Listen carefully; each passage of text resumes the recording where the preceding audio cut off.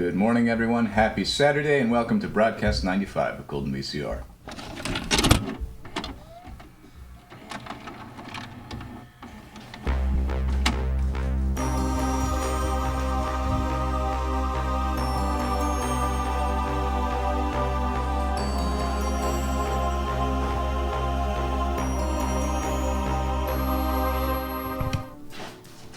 Howdy, everybody. I don't know what we're doing.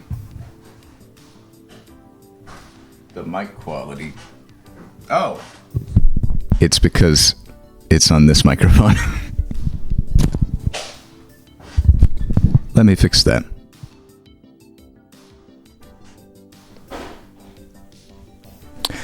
Well, now it's both.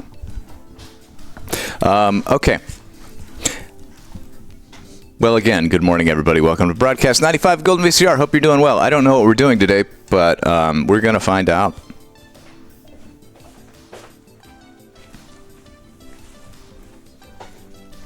Have a good stream. Bye. Love you.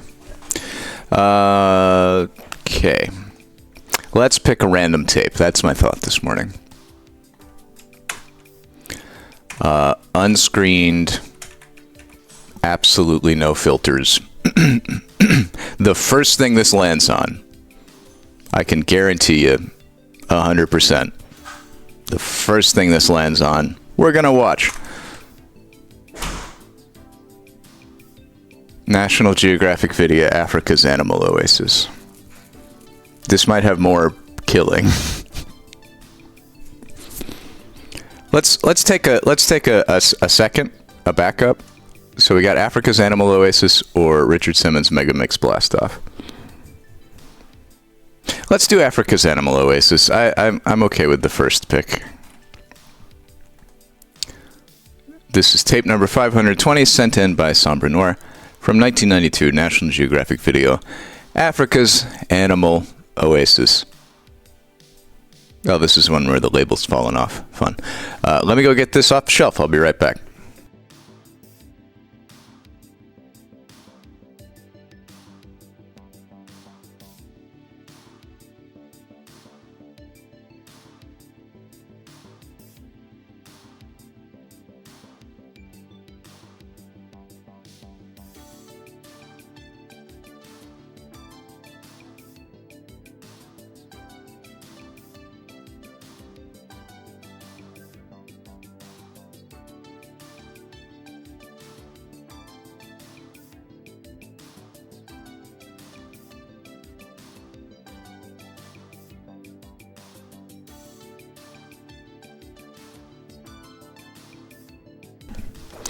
All right, take a spectacular journey. It starts right here. Journey to the heart of Africa, Tanzania's Ngorongoro crater.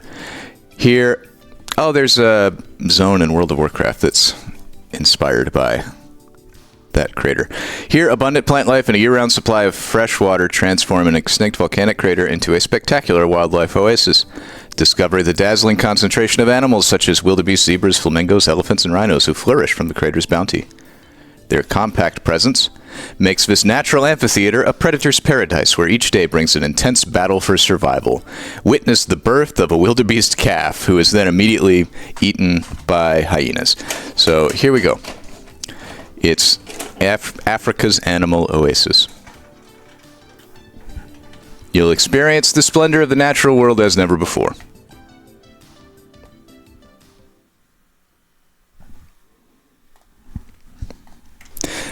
It's Saturday morning. I hope you're all doing well.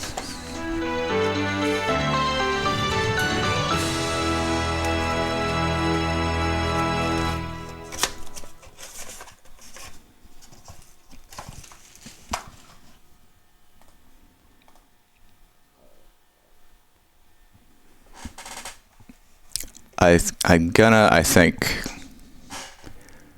be in the background for this one because this is a good opportunity for me to organize video clips.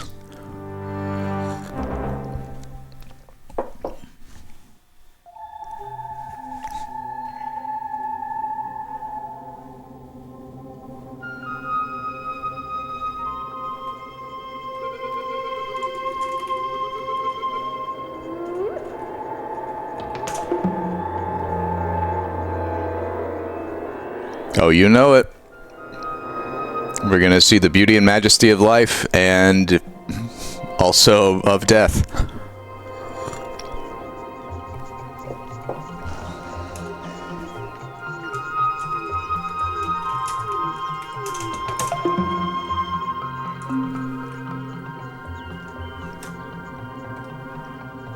There was a time when Africa belonged to the wild, when its plains teemed with herds and packs, flocks and prides.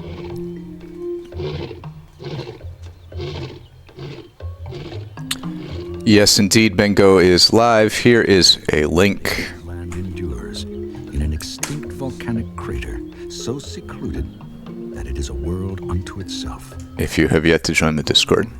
Is the very core of Africa.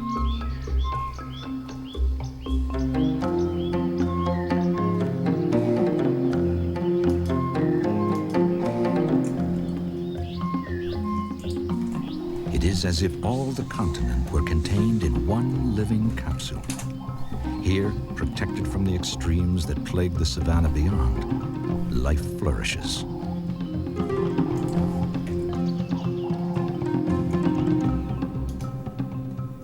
But where there is life, there is competition.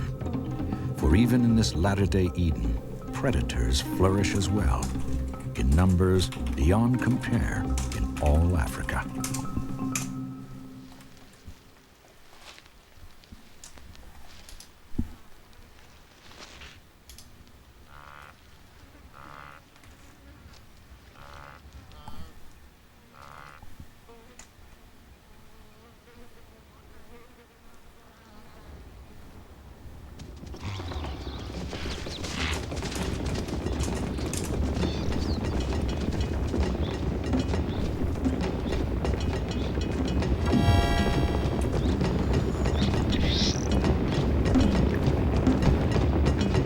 Sentient mandalation.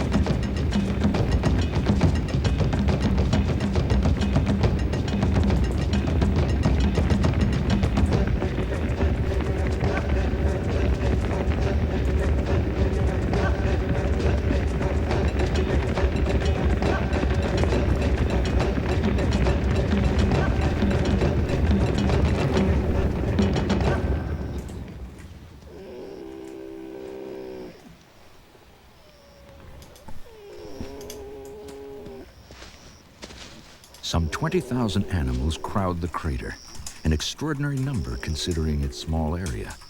But here, they have found a rich feeding ground and security. Even the beleaguered black rhino is gaining ground against extinction in this welcoming enclave.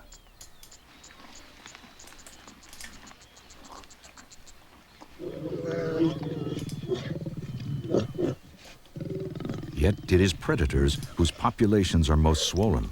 More lions and hyenas thrive here than in any place like it on Earth.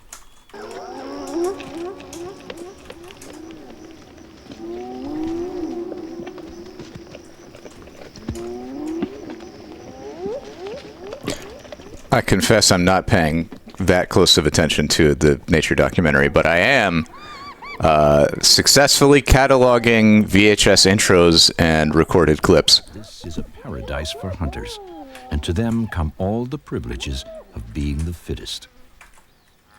Survival is not squandered on the weak. Deformed from birth, this zebra foal will not live to breed.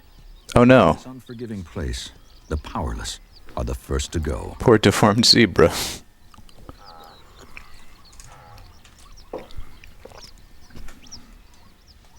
Born with only 3 legs, this wildebeest calf is destined for an even briefer life. Oh, he can make it on his own.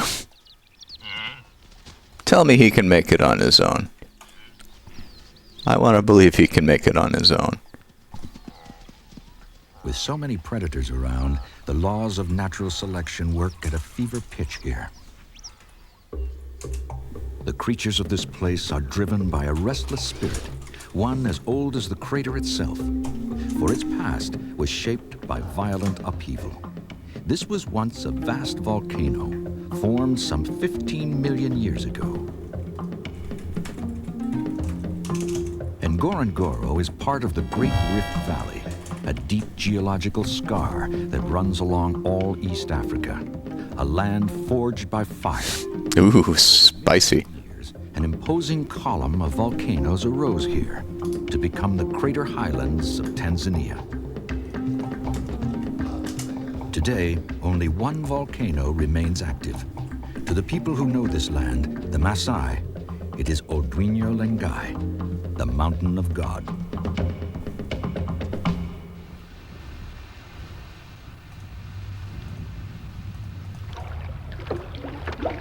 These are the forces that were unleashed upon this region.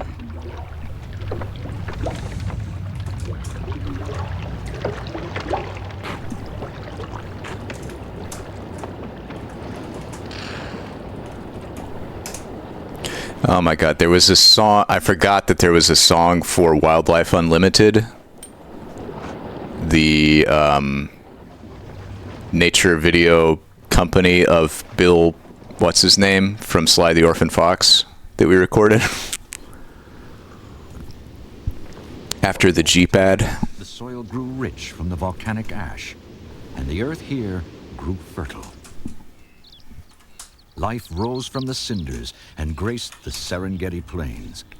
Here, about 3 million years ago, Ngorongoro's volcano collapsed, leaving this great bowl where it once stood, a vast caldera where our earliest ancestors may have walked. Only 10 or so miles wide, yet with all Africa seemingly within, Ngorongoro is a true wonder of the world. After generations, life here has adapted to patterns, well honed by times of abundance, by times of drought.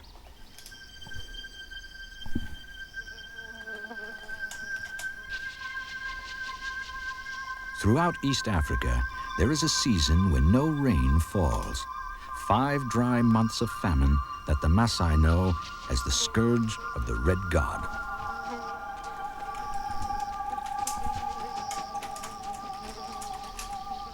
The crater is not spared, yet surprisingly, its animals remain within its walls.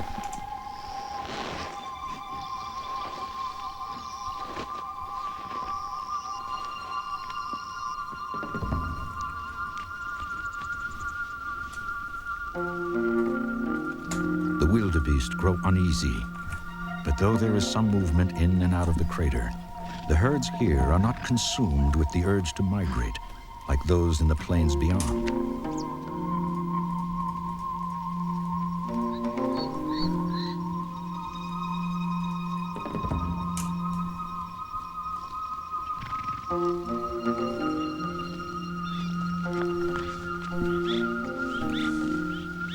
But why? What hold does Ngorongoro have on its creatures?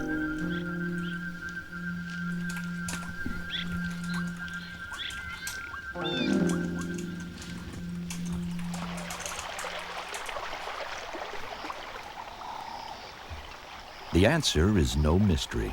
Year-round, underground springs keep Ngorongoro flush with life.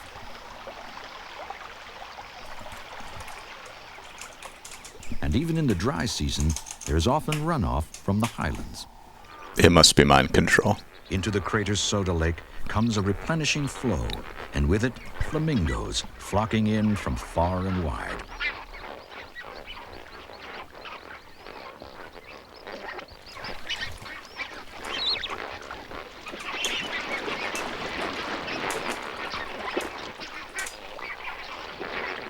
Elsewhere in Africa, the dry season has left mostly dwindling saline pools, sapped of their moisture.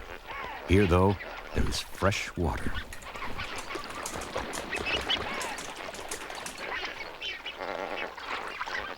This is an oasis for both greater and lesser flamingos. For Egyptian geese, who have good reason for staying here year-round.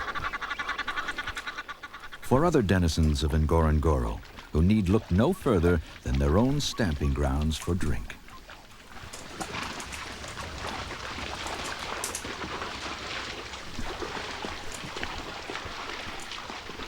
There is a Maasai saying, the stomach creates friendships. But hunger can make enemies as well.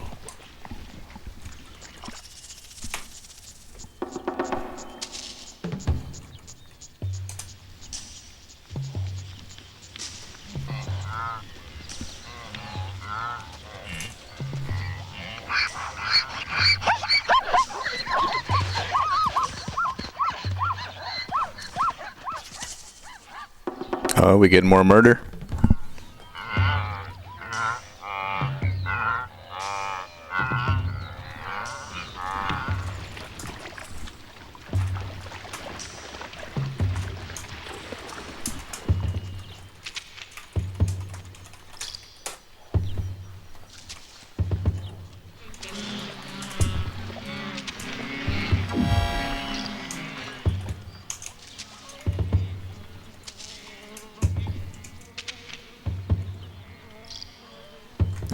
Business pelican. Sorry, flamingo. Same thing.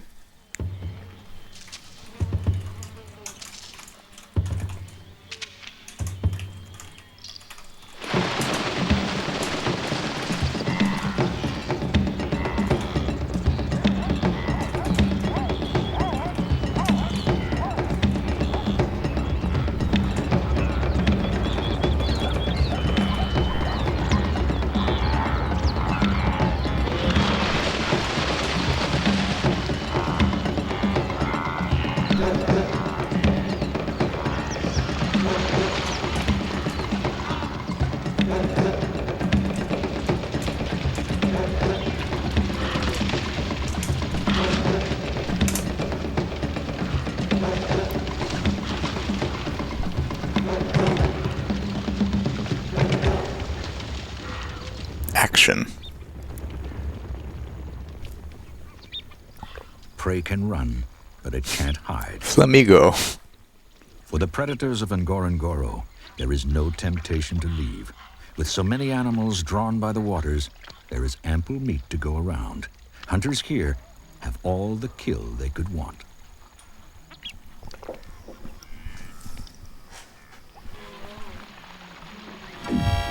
As for their prey, they're not going anywhere either. Though they can easily traverse the walls that surround them, it would be hard to find greener pastures. These are rich feasting grounds and a bastion for lions. There are 6 prides in all. Counting the occasional nomad, fully 100 cats have the run of the crater.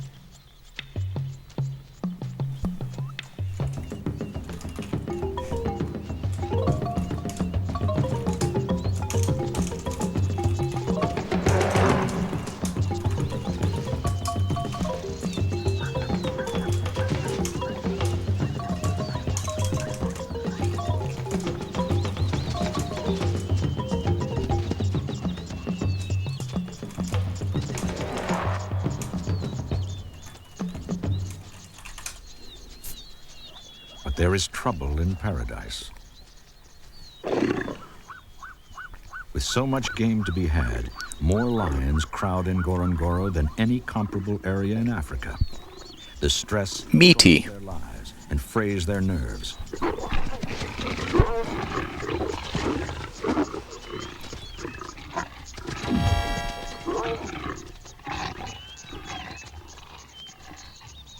Behold, all is meat. Fierce as lions are, they have more to fear than each other. For there is another, more insidious threat that once made even the king of beasts cower. Stomoxys, a blood-sucking fly.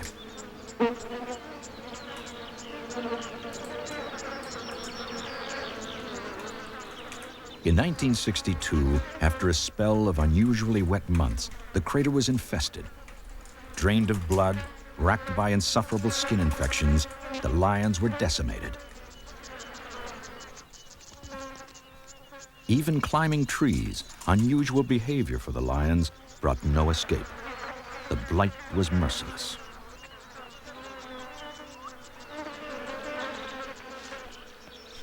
Within half a year, some 60 lions had either died or fled the crater.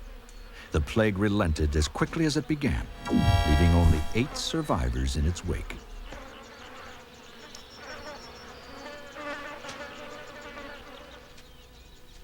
Jeez, it killed off all but 8 lions? Their way into this retreat, but not many.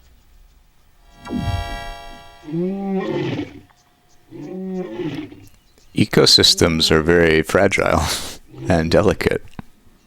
Ooh, a nice sear on the top of that television steak, and the rest of it entirely raw. Means fewer choices for mates. For years, incest has been the norm. Lion incest. That's a good raid message.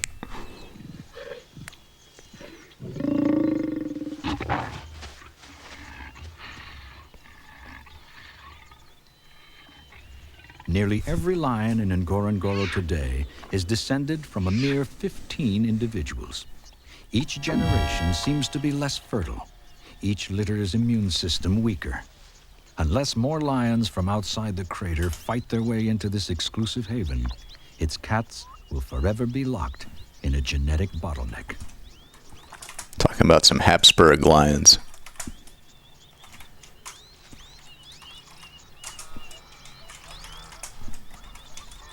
There is a delicate balance of power at work on the crater floor.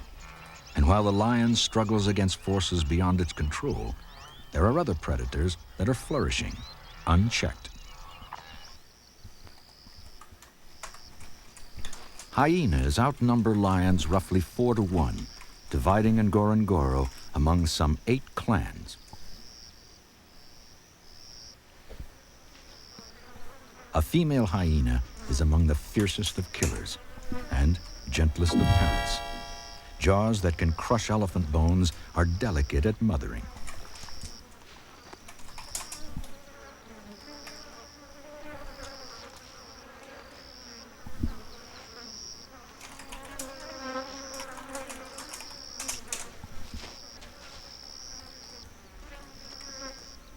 The Maasai call them the lame ones, perhaps for their odd posture.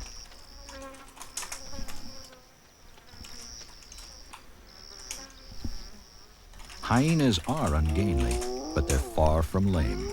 In fact, to mark and police their territory takes a lot of finesse. Borders are determined by scent.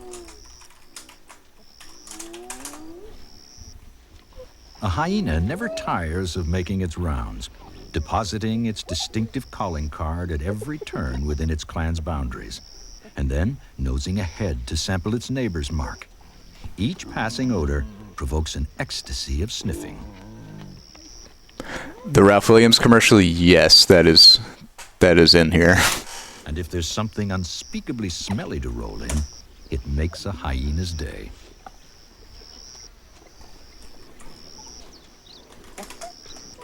But there is good reason for their diligence. The crater is too crowded a place for trespassing to be tolerated, and it doesn't take much for turf wars to flare.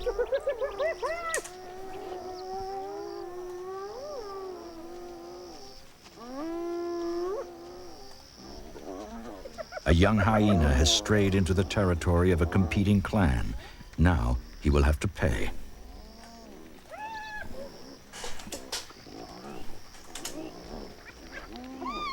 The attacking clan closes in.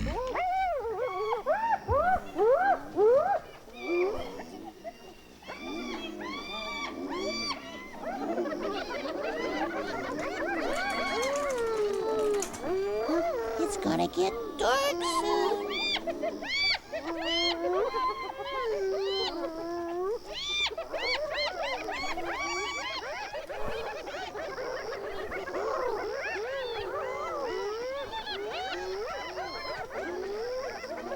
They are very weird.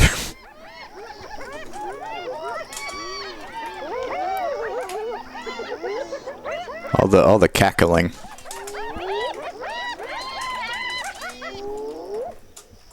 first, hopelessly outnumbered, the victim's clan finally gathers its forces. And his assailants retreat. But it is too late. This just makes me want to play Age of Empires. But I guess a mod of Age of Empires where you're wildlife.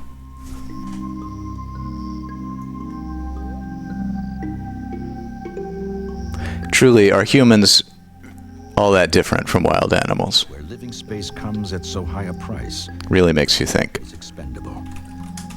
Savage it may be, but this is the law of the land.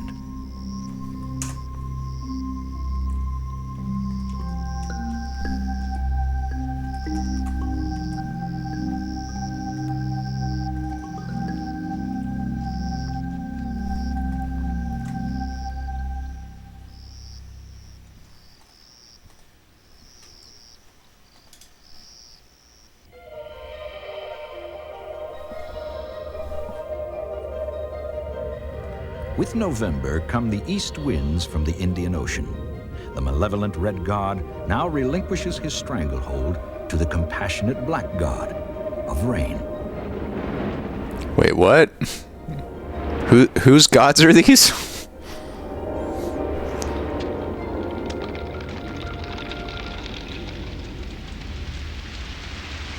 Is that a Maasai thing? Okay. We've been hearing about the Maasai, but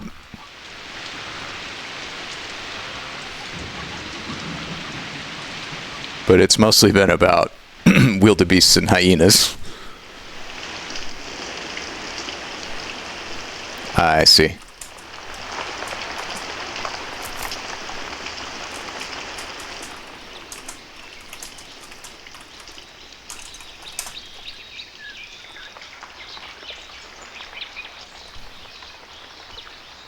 Most rain falls on the forested highlands above, but its blessings filter down into the crater.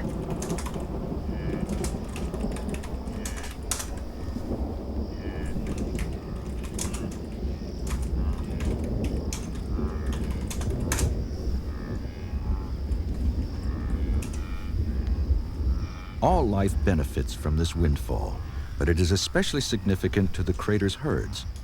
Not just because grazers are the most prevalent animals here, but because the lives of so many other creatures revolve around them.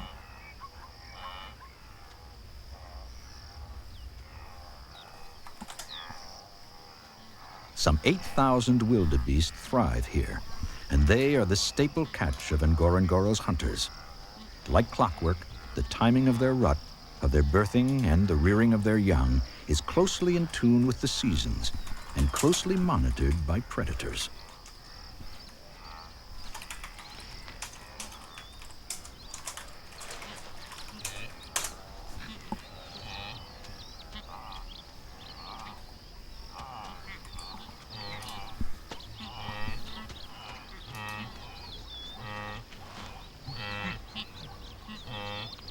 Birth is gross, especially when they're making Minecraft villager noises. Weak as it may be, a newborn can waste no time finding its legs. It is Sack. vulnerable to attack. Lick that placenta off. It's nature's way. You can't judge it.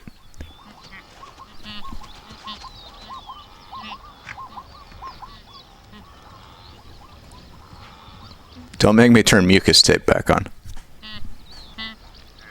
Some calves get their footing within 3 minutes of birth and can run within 20.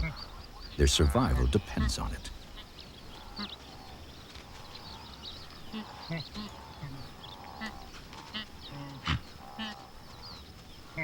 But no matter how quickly a calf manages to mingle with the others, it is still easy to spot in the crater's small herds, and easy prey. For its mother is not the only one that has been anxiously awaiting its birth. It's all legs, just like Leica. Hyenas are tireless observers of animal behavior, and now they train their attentions on the whereabouts of their next meal.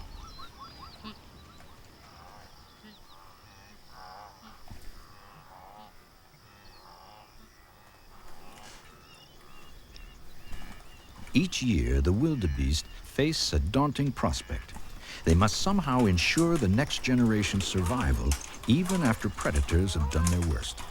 That's why the females in a herd give Oh, God. a single 2-week stretch. Elden Ring wildebeest. The hyenas have had their fill, there will be calves left over. But in Ngorongoro, there are many herds, overlapping, and together they give birth over a prolonged span of 7 weeks. So the hunt can drag on.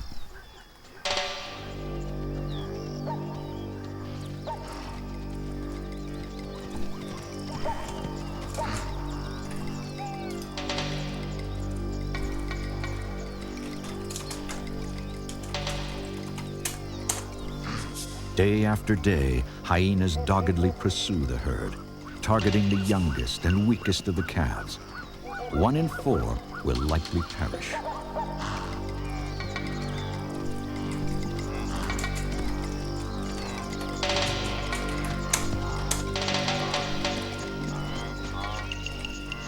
A mother heads off an attack. Those that take flight are more likely to lose their young. Oh, God. I've made it to my big collection of clips of the Paralandra microbial balancing lady saying zany shit. So I really need to edit that into one video, I think.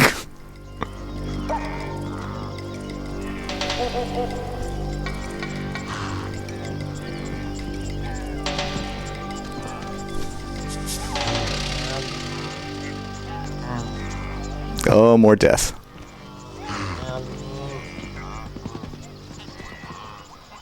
The clan moves in for the kill. The mother's desperate defense becomes futile. The noises are just so odd. Because it's the same no matter what's happening, whether they're just standing there on the savannah or giving birth or being murdered.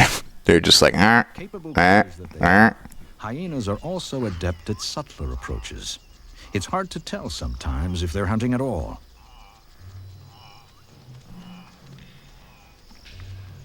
The herd allows this deadly intruder to pass alarmingly close.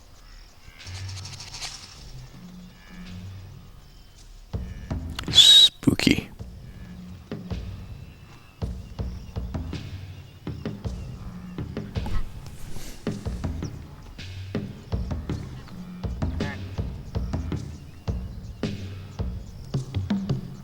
With an air of nonchalance, it ambles by as though food were the last thing on its mind.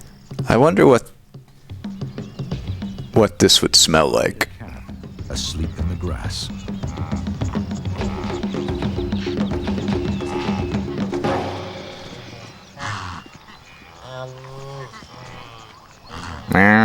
No, don't. Stop.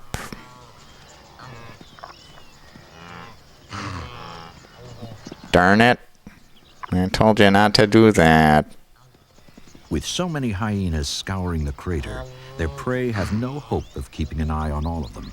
In fact, Ngorongoro's predators do their job so thoroughly that few animals here have the luxury of dying of old age. And that is unfortunate for scavengers. The occasional vulture that does test these skies finds little more than a stain on the grass now and then.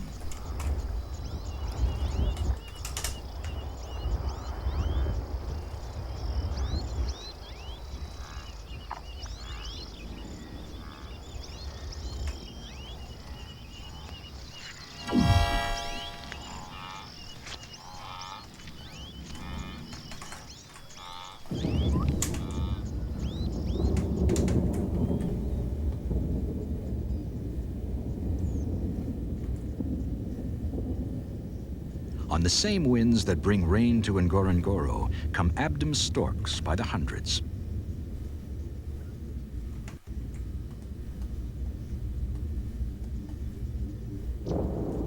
Theirs is a long migration between southern Africa and Ethiopia. Here, though, they find a welcome way station and a byproduct of the rains, insects to eat.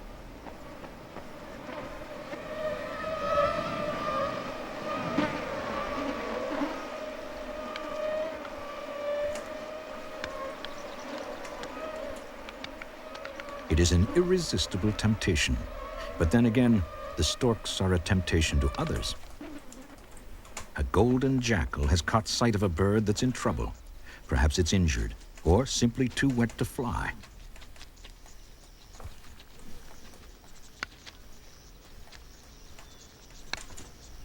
But this is no easy meal. With its lethally sharp bill, the stork is a worthy opponent.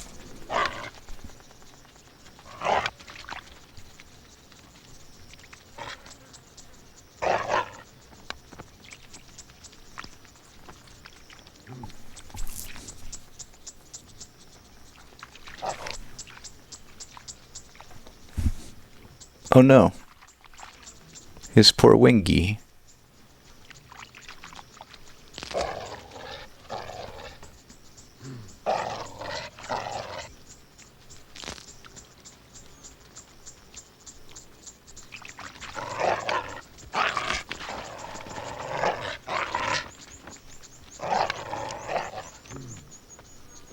Go stork. My money's on the stork. I mean, he seems like the underdog.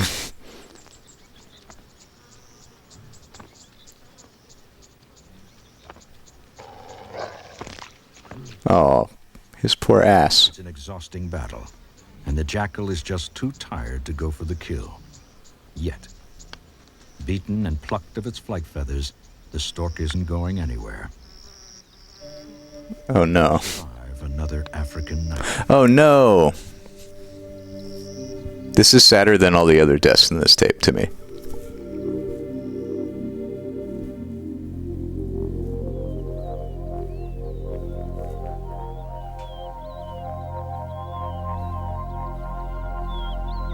The stork just has to sit there, being like, oh, guess this is it.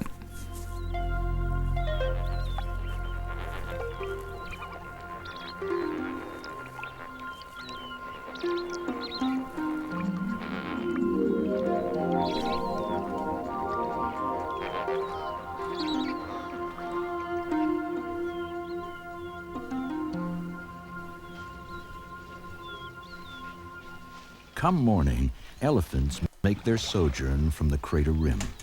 Their destination, an inviting stand of acacias, known as the Lorai Forest. These trees mature quickly, and some have conveniently toppled, making their bark easy to get to. They've got cake? Do they have cake? Where's their cake? A grown bull can eat 300 pounds of food a day, sampling fallen as well as living trees.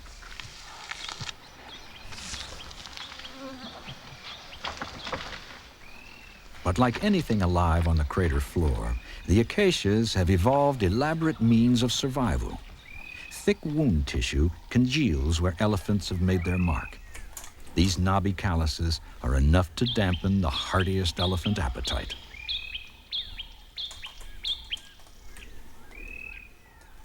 But there is another threat to the forest that is far more urgent.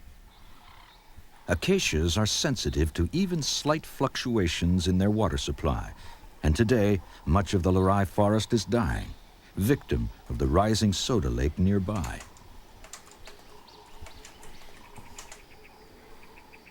It is ironic that water should be the Lorai's downfall. It was Ngorongoro's bountiful supply that first gave rise to the forest. In fact, this strain of acacia is Hey, seemingly Jess. that its nickname 1,000 bits, I think we need something to bring the mood up. I think I can find something. Would you like something newish? Something that we haven't, that's not yet on the official list? fresh water collects, so do newer growths of acacias. All life in Ngorongoro goes with the flow.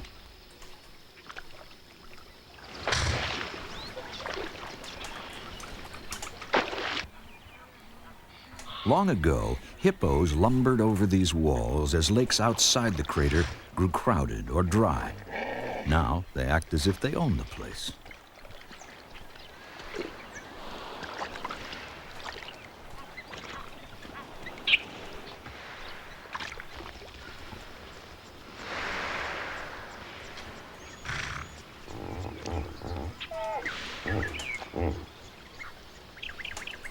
Black creeks have their work cut out for them. Clearing these immense living islands of flies and parasites is a thankless job. That they're rolling doesn't make it any easier. And a misplaced peck in an open wound gets a shower of disapproval.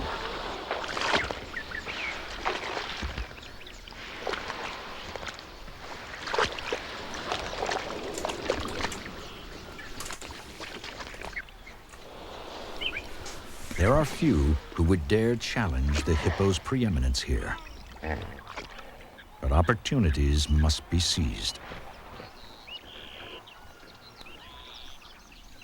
A body in the shallows seems ripe for scavenging, even if it means risking dire consequences.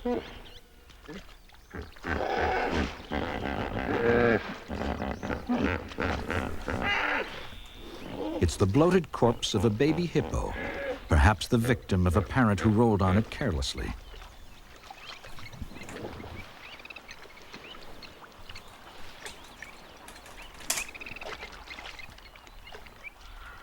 To the lioness, it's fair game. But panic spreads across the water. Lions have been known to kill even adult hippos.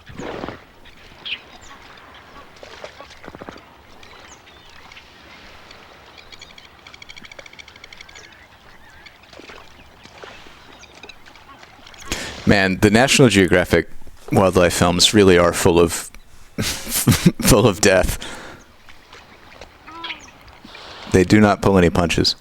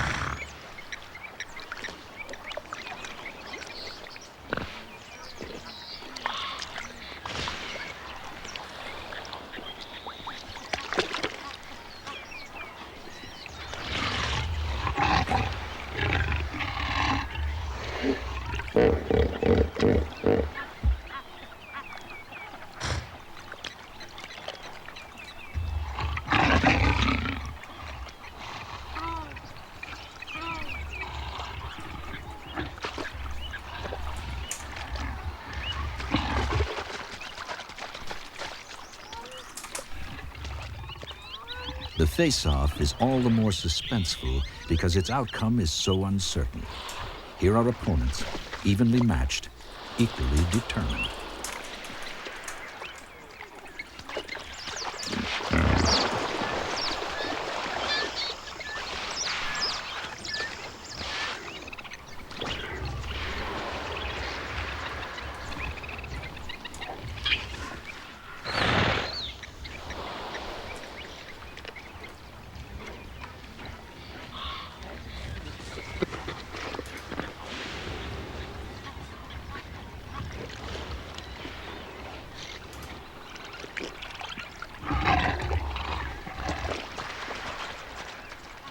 Prudence does not always rank among the lion's attributes, but 280 pounds of hunter defers to 3 tenacious tons of hippo.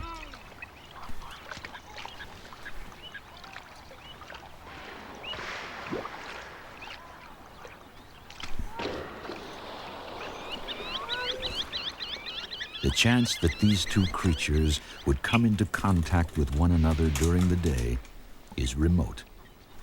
But such encounters are what make this so vibrant a place. Here, the most unlikely paths cross. Among them, the path tread by human feet. Over thousands of years, Ngorongoro was home to many peoples. From their highland dwellings above, along trails well worn by centuries of use, come visitors who are no strangers here. The Maasai and their herds no longer live in the crater, but they do venture down during the dry season to springs familiar from times past.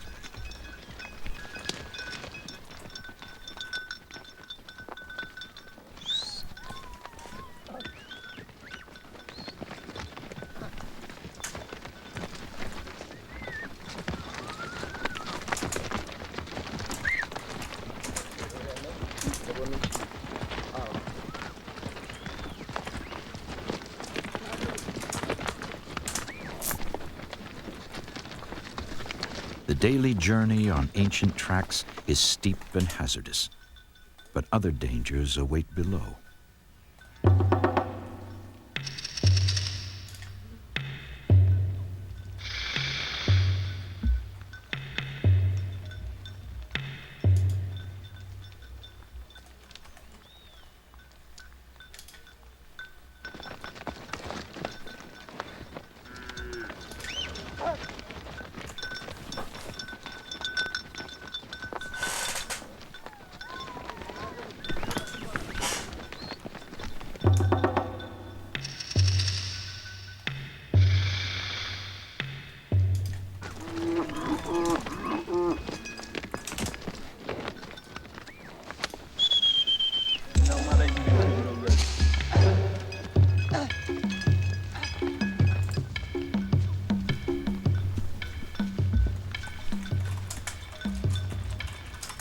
Surprisingly, it is the lions that shy away from a confrontation. It appears that generations of Maasai warriors have instilled an unshakable fear in them. And though hunting has long since been outlawed, lions still scurry into hiding, seemingly at the first jangle of cowbells.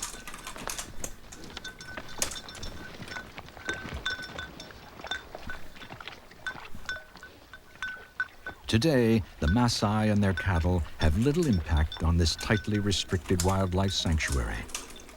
But now and then, they make their presence known.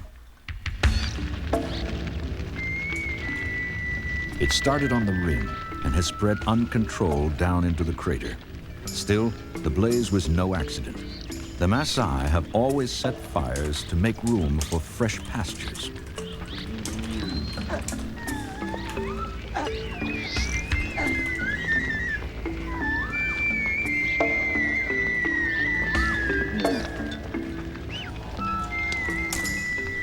What's good for their cattle could be tragic for Ngorongoro's residents.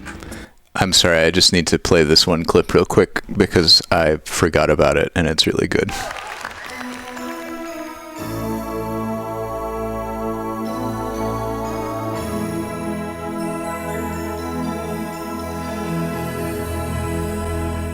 The wonder of Wiener World.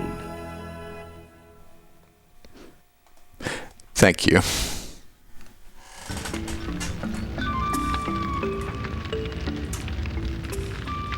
But the first casualties are only ticks and weeds, long crowding the grounds.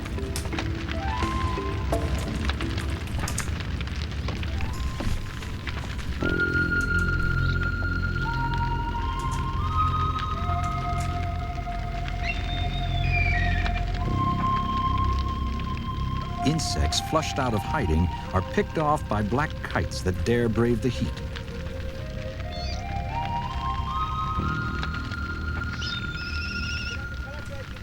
At last, authority is at hand.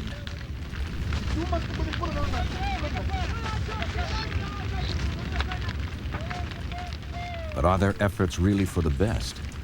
Is fire a menace or friend to Ngorongoro? The truth is, for Africa's grasslands, the flames are something of a cleansing agent.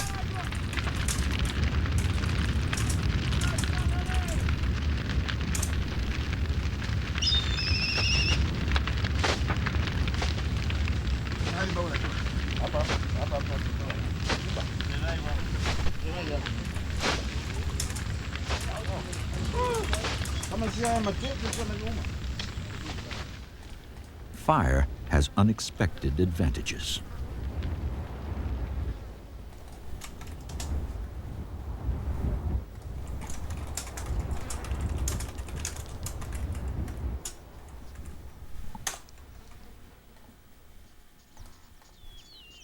Weeks have passed, and while the fields that were spared look as parched as ever, the burnt side of the fire break is luxuriant with fresh grass. Its sweet scent is already a magnet for wildebeest.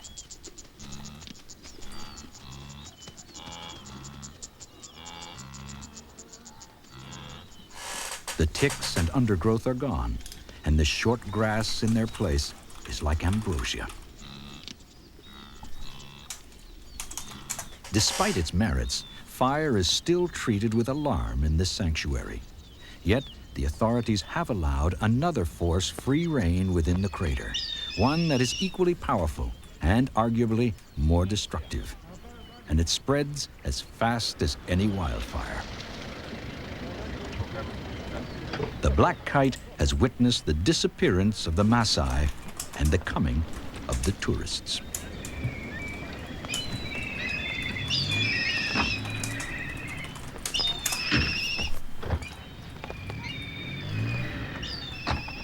This is a strictly controlled reserve, reserved perhaps for sightseers.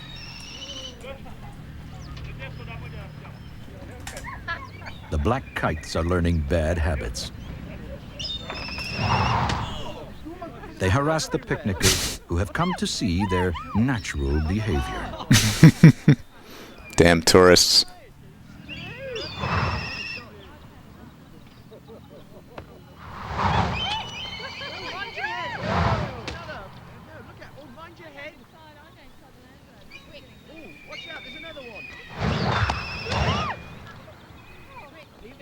Try as we might, we are not some detached observers.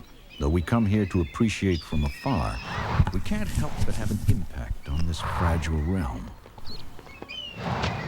Here it is possible to experience all Africa in a single day, but too many are bound to that schedule, and visitors are out of sync with the noble pace of life in Ngorongoro. The sound effects are a lot in this segment. They're dubbing in these really heavy whoosh sounds.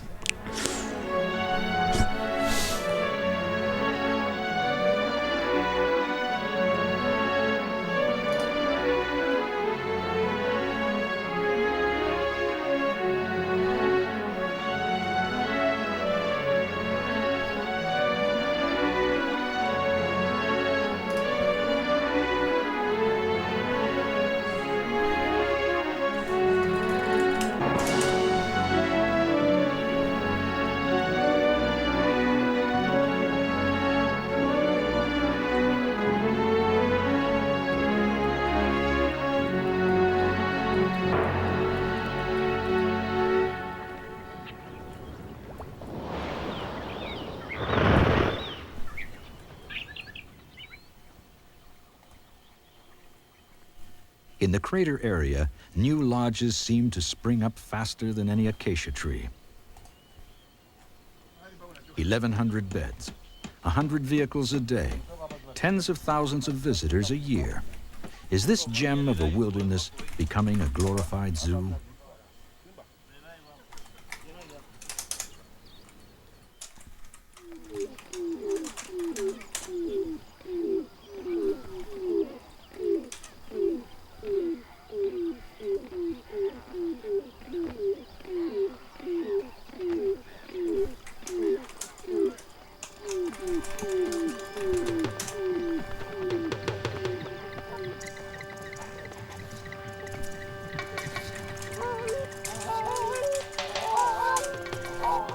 There is something primeval about this place, something impenetrable and fierce.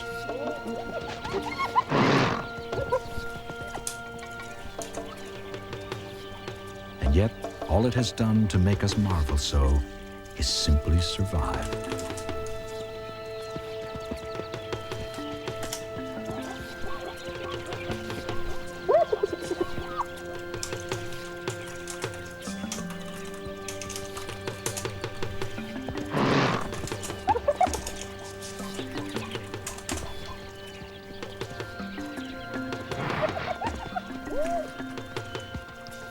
Like a fortress against time, Ngorongoro stubbornly stands its ground. Here the world is as it ever was, a last outpost against the changing whims of the world beyond.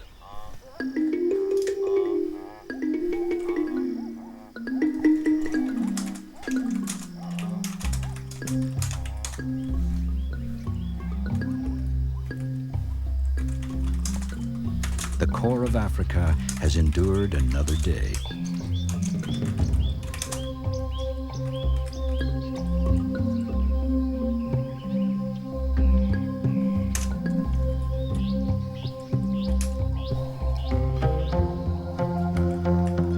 Tonight, as the curtains close again across this living amphitheater, we can only hope that the drama that is Ngorongoro will forever unfold.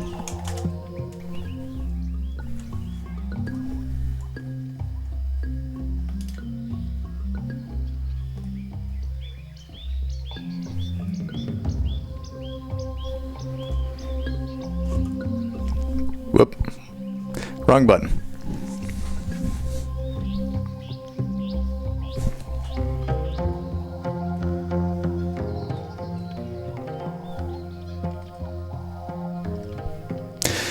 This has been National Geographic Video, Africa's Animal Oasis.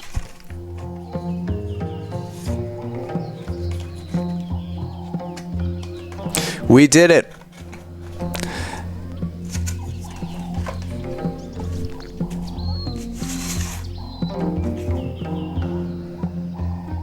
Oh, I grabbed a tape to watch next, but it's not rewound. So I don't know if Unkind is still a bingo square, but Unkind. I'm going to rewind this, and we're going to watch something light. But first, Nat Geo promos. We hope you have enjoyed this presentation from the National Geographic Video Library.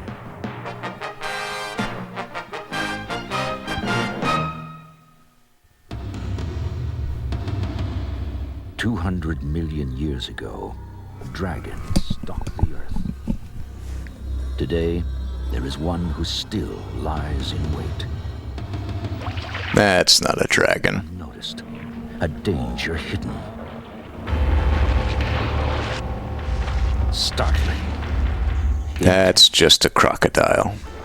Witness spectacular drama when National Geographic journeys to Africa's Serengeti, where monsters are not myth, and a fabled beast still lives.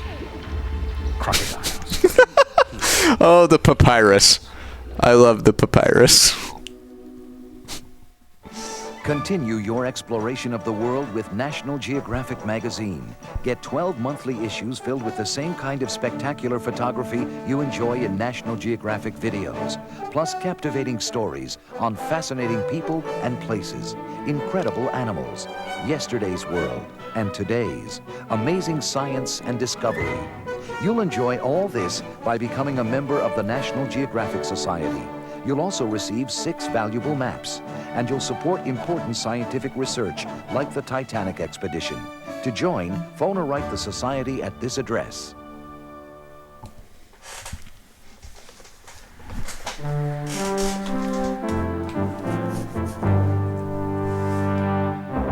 It is a good theme, isn't it?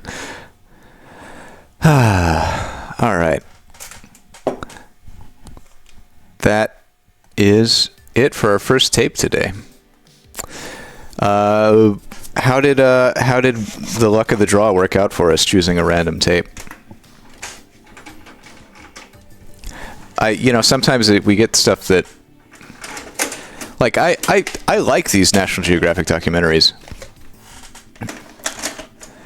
I'm not inclined to like choose them as like, if I'm consciously trying to make a pick of like what will be fun for the stream.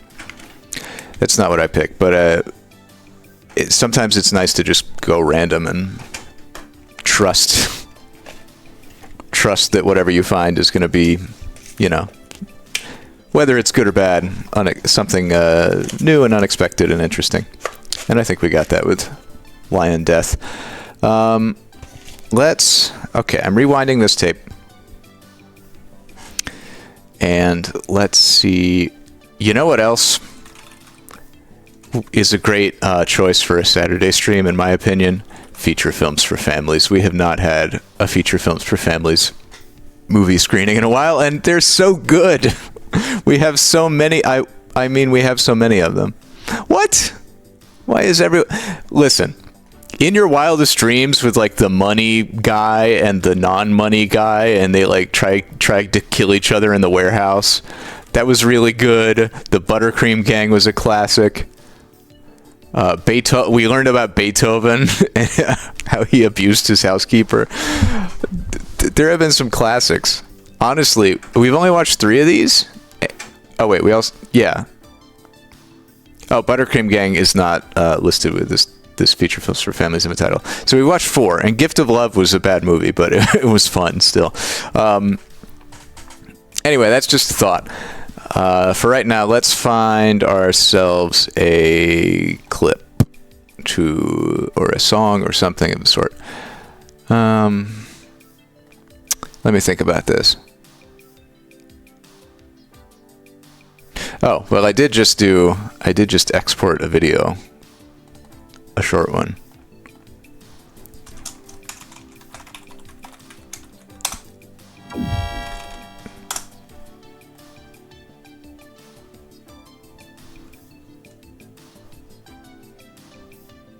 Aw, that's so cute. So here is one thing. Surprises!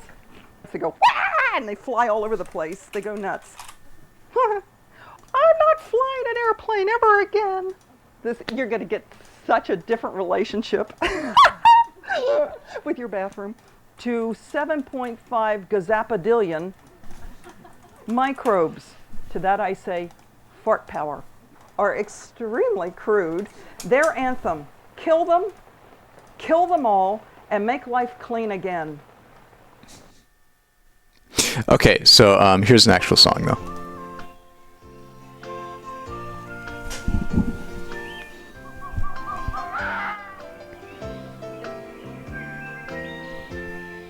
Thank you to Jess, by the way, for your support.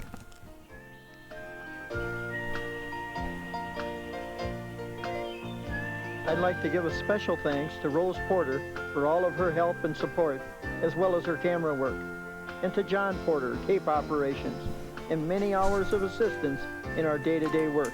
Jess, that was from the Paralandra Microbial Balancing Workshop. And my Jeep takes me there. Tape 1. Promotional consideration to the American Airlines, where there is something special in the air. For sportsman's more than just a hunter or a fisherman. There's things to see to all the mind of many a mortal man. From the way the wild protect their young to canyons carved in sand. Oh, don't take them all as you recall. We're for Wildlife Unlimited. Yes, Bill and Rose and little John, who's grown to be a man, will show you through a camera's eye wonders of the land. You might camp with them by mountain streams or run barefoot in the sand. But wherever you go, recall the creed. Keep the wildlife unlimited. Wherever you go, recall that creed. Keep the wildlife unlimited. Yeah, I do need to. I could probably figure out just a batch process for normalizing the loudness levels in all the clips, but I definitely need to make that one louder somehow.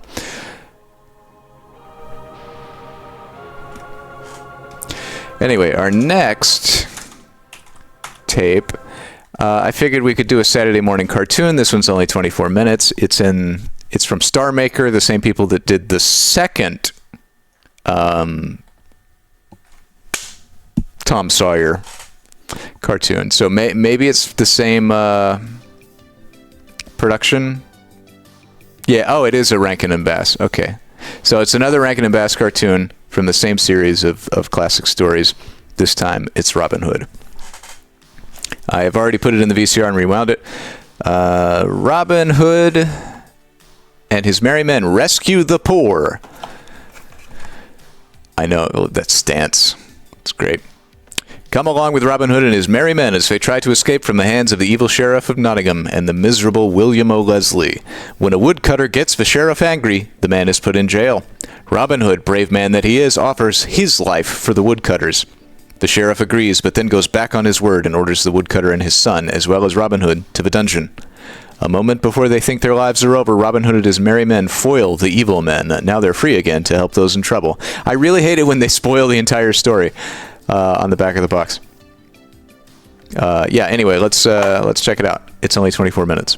It'll be fun.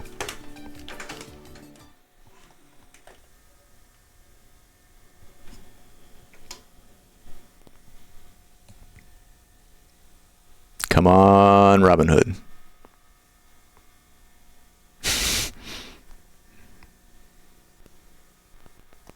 Well, I don't know the story of this episode in the life of Robin Hood.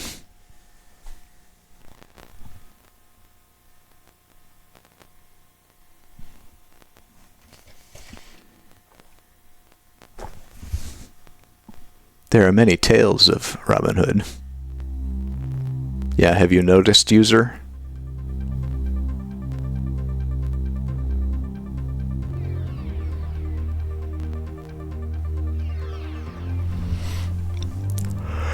Really great intro. I'm glad I already have a copy of that.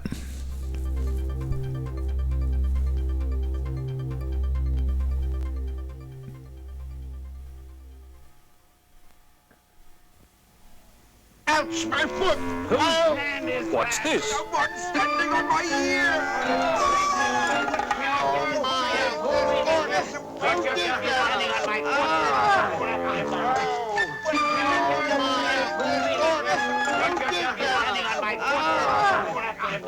Well now, what do we have here?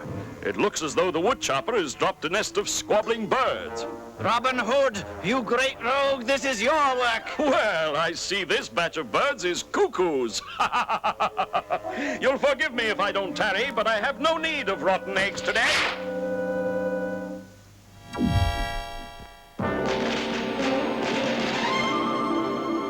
Rankin Bass present Festival of Family Classics.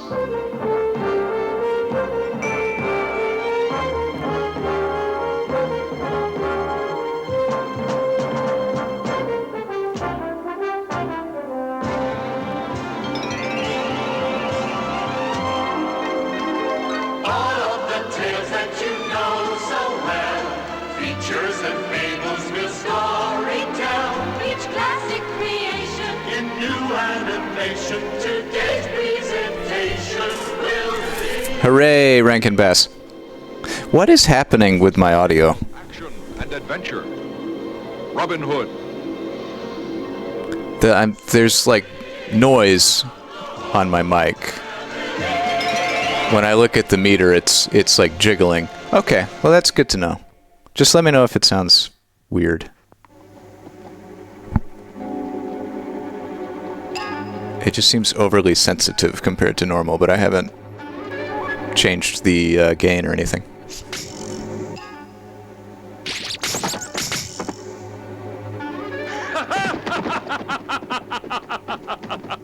Know ye, all citizens of Nottinghamshire, a reward is offered for the capture of the outlaw Robin Hood. This man is wanted.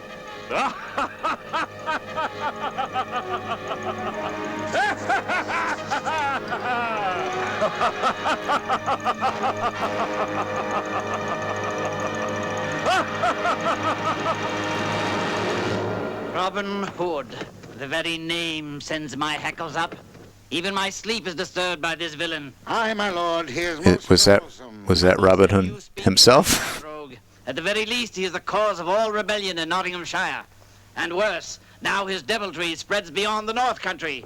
Soon even the king will hear of him, God forbid. His deviltry. Grows by the day. They talk of freedom and attack our tax collectors boldly. It is a dangerous day when the poor rise up against their betters. That day will end with the fellow's capture. My spies place him hereabout. And our bait of the gaudy messenger will attract the fox. This may be our time. Listen, what's that? My lord, I... Stop that shouting, you fool. What news? I did as you said, my lord. No sooner did I place the poster on the tree. Yes? An arrow struck. Then 3 more came past my ear by barely a hair. I fled for my life. Good. Quickly now, lead us to the place. We'll have him. I like this dialogue a lot.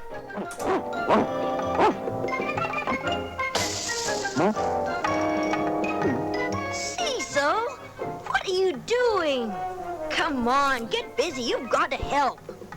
This dog was in Tom Sawyer too, right? That's enough. Let's go, Cecil.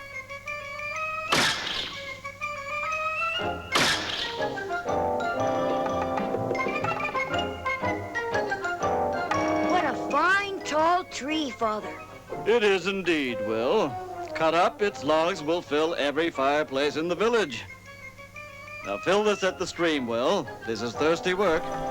I've got to drive the wedges now and topple the trees. Come on, Cecil. I'll race you. This is the place. It was that very tree. The shafts pinned the poster. Where? I don't see. See? Right there. Ow! Don't fool! Out! Oh! It was here, sir, that the messenger fled from the arrows. And you can be sure those very shafts came from Robin Hood. I reckoned rightly. He couldn't resist that poster. The rogue must be still close about. Quickly, men, circle round through the woods. We will have him soon. I win. I win. Now pay the forfeit and carry me the rest of the way. Forward, brave steed, to the magic river. Oh, boy. I said, whoa, whoa. All right, then, stop.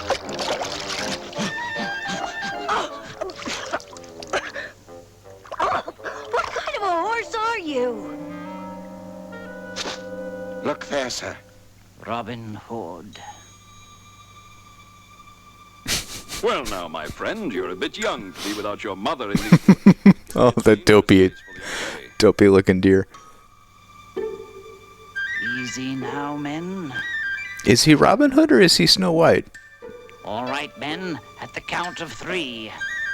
1, 2...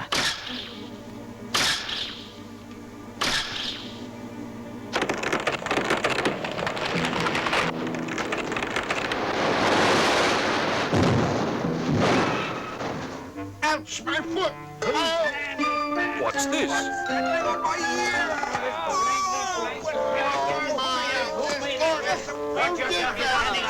It is important to yell timber, yeah.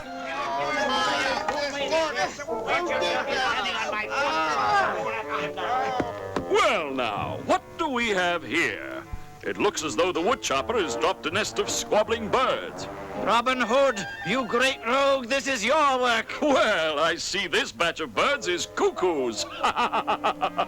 You'll forgive me if I don't tarry, but I have no need of rotten eggs today. Yeah, that's, those men are gonna die. Sirs, pray forgive me. I did not know there was another soul within miles. Who is this now? The woodcutter, Georgia Green. Your servant, my lord. You did this! But, my lord, did you not hear the sound of my axe? I cut trees here about every day. Seize this man. He is in the pay of the outlaws. You plotted with the outlaw Robin Hood to murder us all with that great tree. No, my lord, I swear not. Take the villain off to the castle. If we cannot have Robin Hood in our hands, tomorrow we will have Georgia Green's life. What's happened? Where are they taking my father? Sir, where do they take my father? What, ragamuffin? That your father? Well, then, forget him. Tomorrow he dies by the archer's arrow. But what did he do? Tell me how I can help him. Only one thing will save him, boy. Go into the deep woods, find the outlaw Robin Hood, capture him, bring him to the castle, and I'm sure my lord the sheriff will be glad to exchange his life for your father's.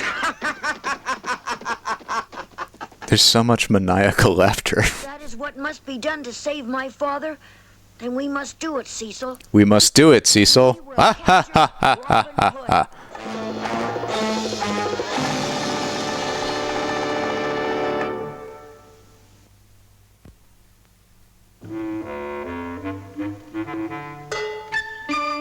Quick, Cecil, hide! Somebody's coming! I appreciate the music.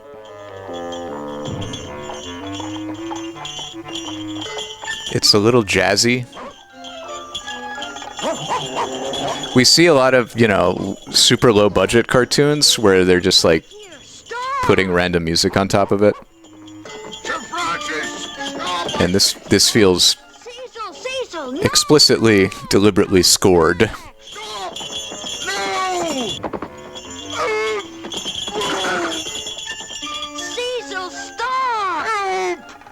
down. I'm being squeezed in two. I'm sorry, sir. Cecil meant no harm. Oh, stop talking, you young rascal, and get me down. Yes, sir. Right away.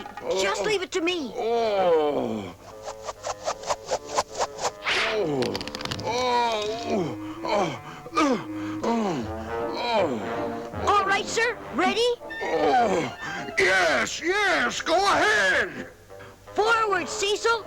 Pull. Whoa. Oh, I'm bruised for life. That was an uncomfortable amount of Friar groaning. Plague. That beast has kept me from sitting for a week. Oh. What's a little lad like you doing alone in these woods? I'm off to capture the outlaw, Robin Hood. What? Capture Robin Hood? Well, now, I'd say that's quite an honor for a little boy and a big dog, even one who can tree an old friar. But you've come to the right place, let me assure you. What? Are they the super friends? Why didn't they just descend from the heavens? Neither, friend. This is a young knight on a quest. He has vowed to capture Robin Hood. Well, what do we have here? A flea to bite the toe of a bear? Tell me, Sir Flea, how do you intend catching your bear? Show me. Please, sir. I don't wish to harm you. Carefully now, John. He has your measure. Treat him easy, lad. He breaks like glass. Remember, John, a flea can jump under the stoutest armor. Come now, lad. Don't be afraid to damage me. You must try your attack. As you say, sir.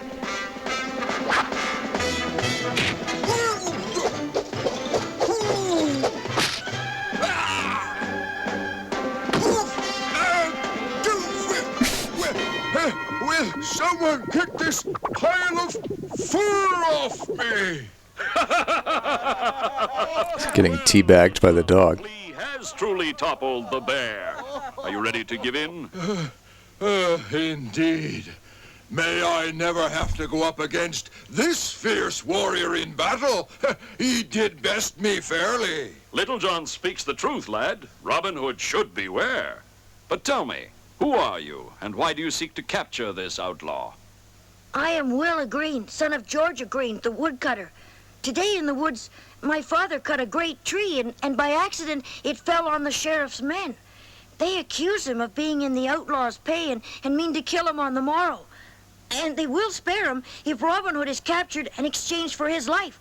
That is why I seek him. Your quest is just, Will Green. But now I must tell you that you have indeed found Robin Hood and captured him. Robin Hood? That's right, boy. It was I the sheriff's men sought to kill today in the forest, but I did not know of your father's arrest. We shall leave at once for the castle, and there we shall exchange my life for your father's. Is this wise, Robin? We know what the sheriff's word is worth. Nothing. Better to storm the castle. Right. Let's attack. Hear me. If we attack, Oh, I forgot. father may die.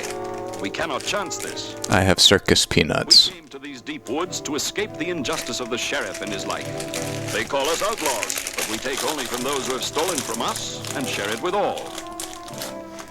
Each of you was driven here for a different reason. For some, it was the oppression of the landholders. Others, the dishonesty of the taxes. And all have felt the cruelty of the law. Now, we fight for a new thing. Freedom in this hard time. They're delicious. One thing we have in common, and that is honor. Rich or poor, fair play for all. Honor to him whom honor is due. We cannot allow another man to suffer in our place.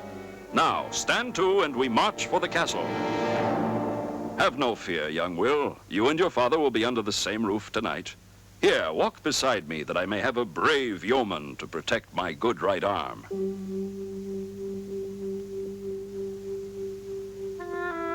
Easy now, lads. We're getting close. Well now, old Leslie, the time has come for a display of your marksmanship. Look there, Robin. That be the sheriff and his foul crew. Yes, and his head archer, William O'Leslie. The other must be... It's my father. They've chained him.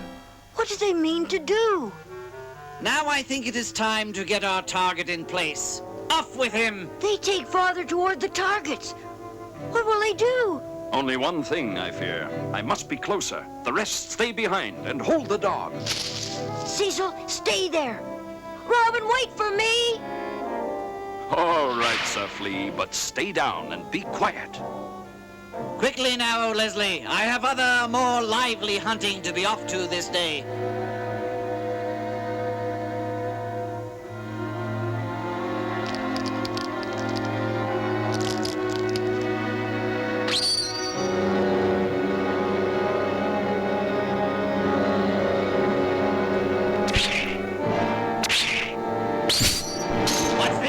I've come here for a trade, Sheriff. My life for that of the woodcutter, Georgia Green. Fair enough. A minnow for a whale. Oh, Leslie, have the prisoner brought here. The rest of you stand ready. Come in, Robin Hood. You have my word. I bring you tidings from Sherwood. Your subjects there prosper in the free air. I mean to see that they all visit me. I bide my time. Time you have little of, my lord. Freedom is a thing that is catching, and soon all here will clamor for it. I would guess that your body pinned to yonder target would discourage that. But we must Young wait mailman. until it is advertised, and the whole of the town witnesses the act. Guards, seize these three and bear them to the dungeon. Wait now! You gave your word to release this man at my capture. Not capture. You spoke the words yourself. His life for yours. Until that life has indeed departed, he and this boy will remain in my charge. Take them off!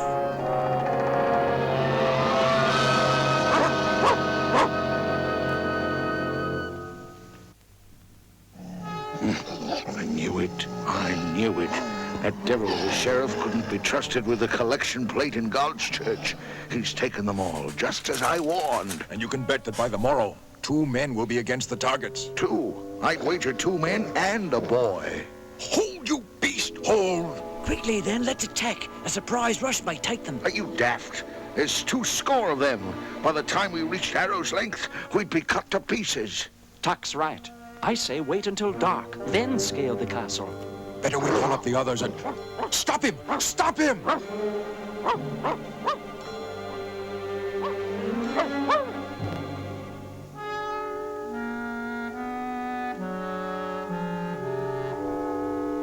Somehow we must get word to our friends if they are to help us.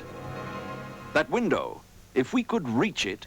I could whistle for Cecil. He could lead them to us. It's worth a try, young Will. If George climbs to my shoulders and you to his, we might just reach it. Come on, let's try.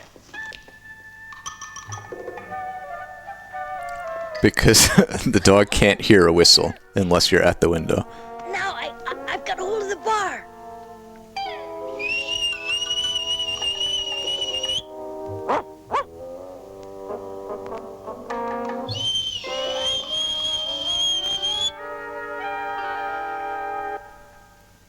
Cecil, here, boy, here.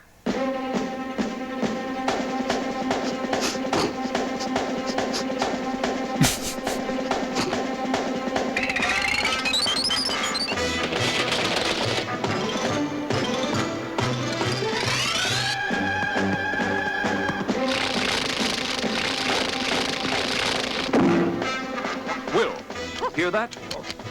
Could it be... Cecil, he's digging under the wall.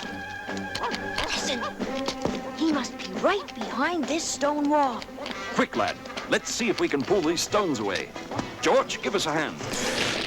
That's usually not how walls work. Pull harder. I can feel this one move. It's bearing the weight of the entire wall above it. Around the town, and the people await the execution at the archery field. Good. It is best this thing is done quickly before his band can rally. Call the guards. We will fetch him. Cecil, you did it. You saved us. We're not saved yet, lad. Quick, into the tunnel. What's that? The tunnel's collapsing. Quickly! Quickly! They may be escaping! Climb on. We'll be over me! It's stuck, sir.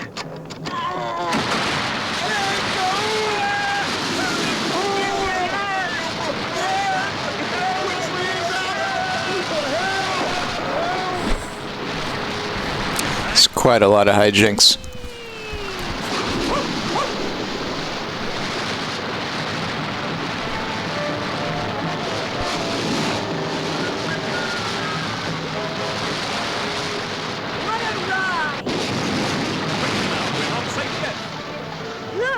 Robin, here, hurry. Run! Run!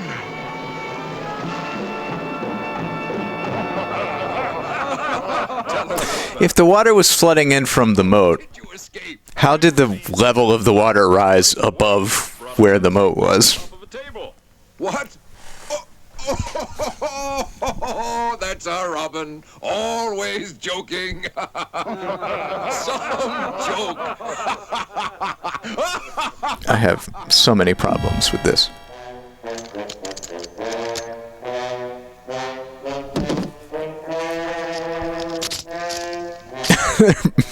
Why does his bow just fall apart?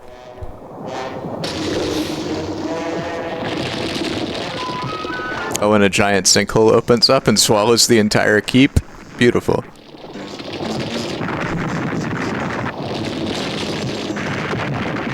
That one stone that they pulled out of the wall was supporting the weight of the entire castle. Now you and your father are truly members of our band, Willa Green, and rightly so. None have shown more courage. Don't forget Cecil. Yes, indeed. Where is that great furry beast? Stop! Stop! Stop! Look out! Stand aside!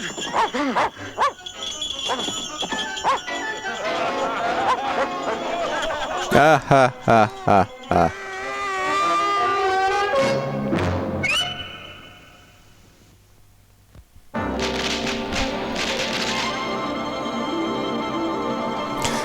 Another Rankin and Bass classic. Brought to us by StarMaker Video.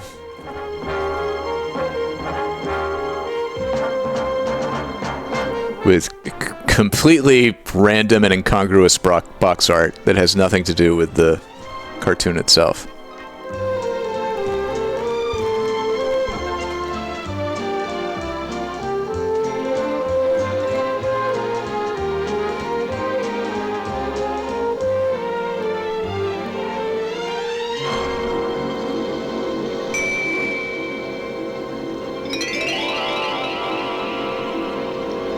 I mean, it is a pretty powerful Robin Hood pose. A true outlaw, you know, a man who does not give a fuck what you think of him.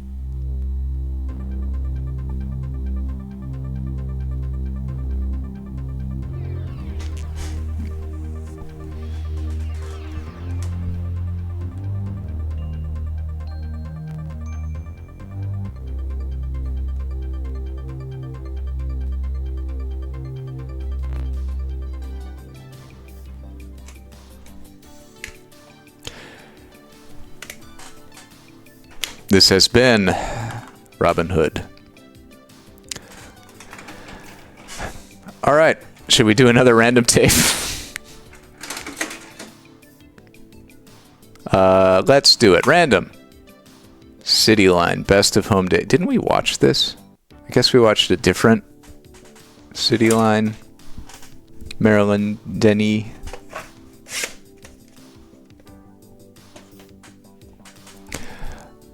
Let's see, we don't know how long this is. It's Volume 2, The Best of Home Day. Marilyn, Denis, and CityLine's Home Day experts share 14 easy and inexpensive decorating projects. 14 projects, wow. Bathroom makeover, decoupage, chest. Okay, I was wondering that. It's Canadian, so I assumed it was Denis, but... director's chair cover, beaded borders, patio pots, faux terracotta floor, topiary chair. God, this is so many things. Well, I did random it, and so I feel like I should respect that. But we can hit the bricks if we're not feeling all 14 projects. How does that sound? Yeah, why not? Why not? This will be a We haven't gotten like instructional stuff in a while, so sure.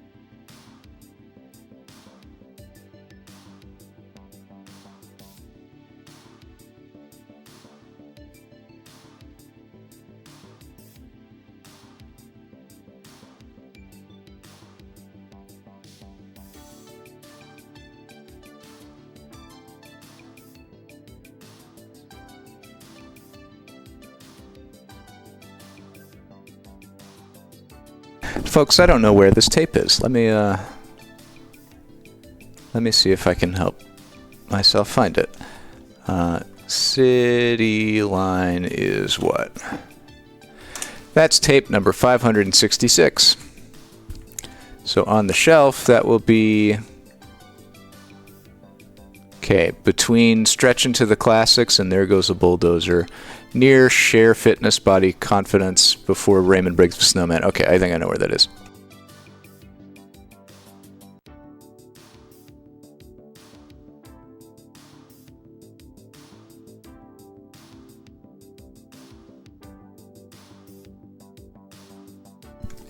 Okay, that's why. I had it on the shelf like this, instead of like this. Cool. Y'all ready to chill with Marilyn and learn about some home renovation projects? Let's do it.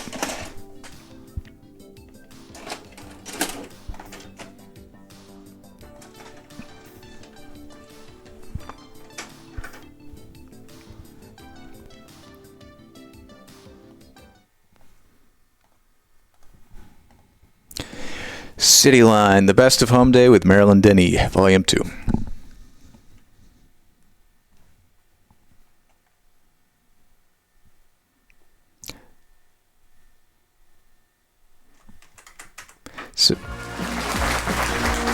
Ooh. Hi, welcome to CityLine's Home Day Video, Volume 2.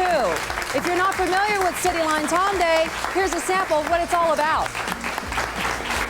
Hi everybody, I'm Chrissy, the producer. Welcome to Home Day.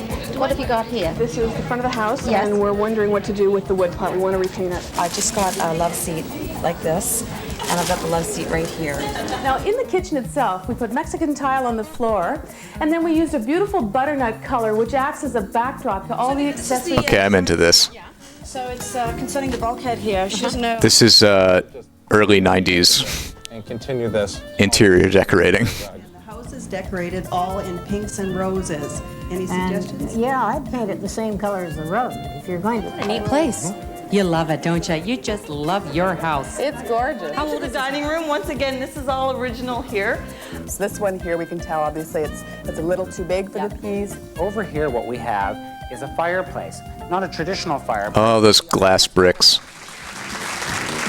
Carefully sorting through the stacks of tapes we have here at CityLine, we have selected design and decorating ideas that best represent our CityLine home days. Our fabulous home day experts Leslie Harrington and Mary Dobson are back with us, and joining them this time around are the wonderfully creative Stephen Sabato. This, I'm gonna real quick just restart this copy of OBS just to make sure that there's no tape lag being, like desync being introduced. That best represent our CityLine home days. Our fabulous home day experts, Leslie Harrington. Yeah, no, I think it was out of sync. Joining them this time around are the wonderfully creative Stephen Sabatos and Candace Olson. And what I've done here... Theirs is an exciting combination of creativity and talent. Let's first take a look at a wonderful bathroom makeover, courtesy of Leslie Harrington. Well, we found this great fabric, and it's going to be the influence for our bathroom because it's bathroom time again. The fabric's going in the living room, the dining room, and the hallway. So obviously we want to tie the colors into the bathroom as well. We're going to do some really neat things, including a red ceiling. Well, I'm not cheating. I'm actually going to make my life a lot simpler today by using this low-tack painter's tape on the ceiling. What this does is, because we're using a dark color on the ceiling, it's really tough to cut in the ceiling and the wall line. So this gives us a nice clean... I had carpeted bathrooms growing up. ...wall the same day without having to wait for the ceiling to dry. Here's another time-saving tip. If you're using oil-based paint and you only have one paint tray at home, you might want to use a plastic bag in your paint tray, so that way it's a lot easier to clean out your paint tray after you're done. Now we're just going to load our paint on the roller, get ready to paint our ceiling.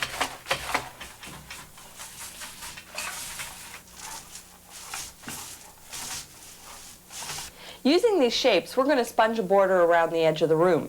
And in order to do that, we first have to mask off. Oh, a shape sponge border. What you do is measure... Bella, what's wrong? Take a couple of inches extra, and then make little small pencil ticks around the... Are you anti-shape? That'll tell you where to put your tape. Now that I finished masking off the border, we're ready to do the bottom part of the wall. What I wanted was a nice stripe, but I figured it'd be cheaper to paint it than it would be to use wallpaper, so that's what we're going to do. Now, if you don't have a plumb line, which is vitally important here, you can create one out of a spool of thread. And again, just make sure that you always get that first stripe straight, or else the whole room's going to look crooked. Now the next step is, when you're putting up your stripes, make sure that the width between each consecutive stripe is exactly the same as the width of your tape. So in this case, we're using a 2-inch tape. We're going to use the width of the tape, put a pencil tick at the top of the wall and also at the bottom of the wall, and use that to line up our next piece of tape.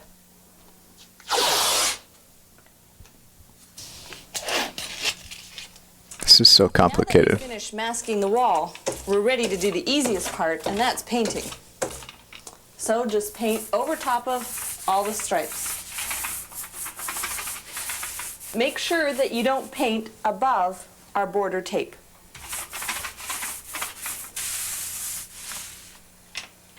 Now that we have the painting finished, you're ready to remove your tape. So just peel it off the wall. Keep in mind, if you think you're going to need a second coat, leave the tape on the wall, let the first coat dry, then paint your second coat, and then as soon as you're finished painting, take the tape off. You don't have to wait for the paint to dry. Now we're just removing the last part of the tape. Oh my God, she... See what a great, nice, clean line it's left both on the ceiling and on the stripe. Why did she do that? Do the border. Now we're going to use those 3 shapes we showed you before, square, triangle, and circle. And we're going to use a... Why is there an inset on the ceiling? So simply take your square, load the paint on by just using the lid of the paint can. Hooray, shapes. Lightly press the square onto... Hell yeah. I'm going to do about 3 squares of green. Spongy shapes in puke green. Is the gold and the triangle shape. And again, we'll just randomly place... Just random shapes. Oh my God. Oh my God. ...of gold. What are you doing?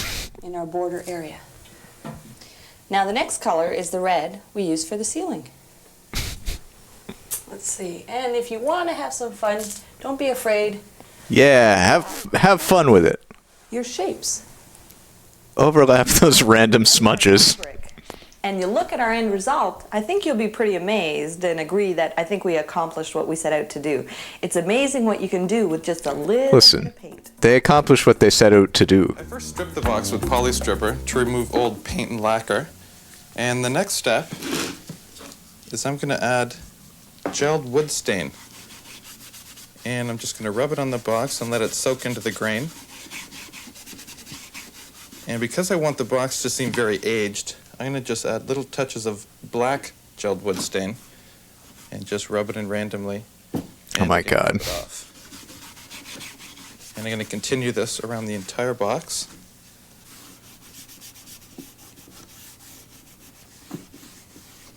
After your box is completely stained, let it dry for about an hour or so. And now we're ready to add some gold leaf. And how we're going to do this is we're Gold going leaf. to add a gel onto the box. I want it to look aged and old and busted, but I also am putting gold leaf on it. And just brush that on. I love this. And then we add the gold leaf. Welcome to 1994. You can get from most art stores. 1994 Canada. Put it on. What? And we're going to use a soft brush and brush it on. Don't worry if it tears because we want it to look old and we want the gold leaf to tear. And just adhere it to the box. I love this. And we'll continue this over the entire box. What the fuck is this? Now we're ready to add some pictures. I've cut these out of a book, or you can use photocopies or any magazine image. And the next step is to spray glue the back. You can also use a craft glue adhesive. And we're just going to attach it to the box. There, making sure it's all completely flat. And rub any air bubbles out from the center. What is happening? Is we're going to coat the box in a polyurethane. And for this I've just taken clear polyurethane and I'm going to tint it with Pro Tint. And this color. So you stain and fake distress the box, then cover it in random splotches of gold leaf, then do magazine photo collage on it, and then polyurethane seal the whole thing. Give it a yellow aged look. And yellow polyurethane seal. Once you've completed the first coat of polyurethane, you want to let it dry for at least 24 hours. And after that, give it a light sanding with sandpaper and steel wool, and then repeat the process at least 8 times. You want to build up a thick layer of the polyurethane. And there you That's go. a lot of time. Turning a simple box into a treasure chest. A simple box into a much uglier box. Few key measurements. We're going to measure down the front, across the seat, and down to the floor. And actually, the first strip of fabric will be all 3 of those measurements put together. What you have to do is... Oh, this is beautiful. This is way better than I thought it'd be. For your seams and your hems and that kind of thing. We're going to do the front, as I said. Then the next thing we'll do is take a measurement for this little inside arm, again adding the 1/2 inch to all sides. We'll do another piece for the outside arm and a piece for the back. Then finally we'll cut some strips that will go down the front of the arm, so the whole chair will have a really nice box, sort of tailored look when it's finished. So we'll get ready and start messing with our fabric. This didn't take too long. Oh, what we did is that's some beautiful 1994 fabric together. So what you're seeing here for home decor. I'm just going to finish pinning this seam. You can notice on this seat it's a little bit slack, and we really do want that because you don't want the seams to pop the first time you put down in this chair. It would be a bit of a disaster. So I'll just finish going to this corner, and you can see I have left the ends over here open. That's the final fitting. When I get everything else done, I'll come back and do that. So I'm just going to take this off and go over to the sewing machine, and we'll see if this will work. I have no idea. Well, I'm just about finished with this. It's a Husqvarna. Package seam allowance, and I just sewed along all the tracks where I had pinned before, and I really want to be sure that I only use the 1/2 inch because I want it to fit well. One thing that you can do to finish this, actually you have 2 choices. You can open the seams up, press them, and then zigzag either edge because you want to be able to launder this. You want it to stand up to the wear and tear. Or what I prefer to do is press it all to one side and actually just zigzag. I do think Haley would get a kick out of this, yeah. A nicer sort of boxy look, and that's really what I want for this finish. So I'll just finish this seam and then it's time to press. So here we have it, our almost finished chair. I do have to put a little hem on the bottom, just a double 1/4 inch seam will be fine. One trick that you should keep in mind, because this is really fitted, it might help to actually partly collapse the chair before you put the cover on and then put it into place when you're all finished. Now, as you can see on the corner, I do have a little piece pinned on, and I promise I will sew this and take the pins out before I let anyone sit down in it.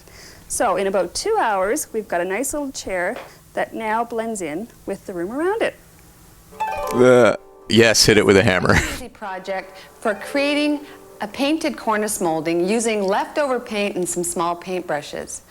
First of all, we need to get a pattern or a graphic.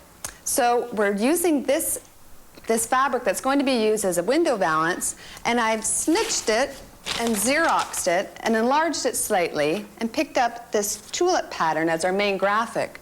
From there, I sketched it out on a piece of paper and spaced it out so that the scale seems to fit the image, and drew on these center lines to act as guidelines when we transfer the images onto the wall. So when you're I hope we get some bedazzling in this tape. what I usually do is measure the entire length of the wall and work everything out on grid paper first rather than relying on my math skills. So once you have everything marked out I mean, just smashing gold leaf into everything is its own kind of bedazzling, I guess. Take it up to your wall and transfer the image onto the wall with a soft pencil and keep moving the paper down the wall until you reach the end, and then you're ready to paint.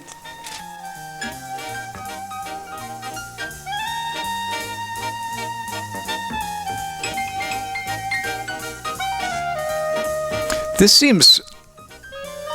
I mean, I would not want my house to look like this.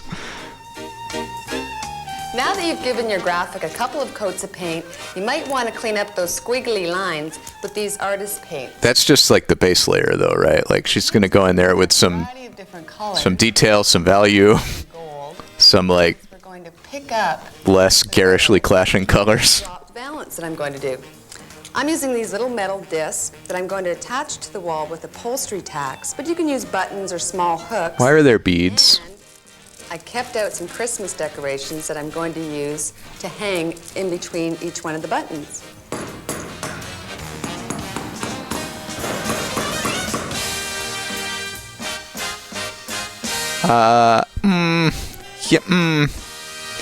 You know, maybe like... So there you have it. Your simple and inexpensive... Maybe we could have started with just like some crown molding. Our CityLine experts aren't the only God. talented people on our show. Over the years, our viewers I did it myself. they could be. Dans la cuisine, I have painted product labels on all the walls and on the island. Why? Why though?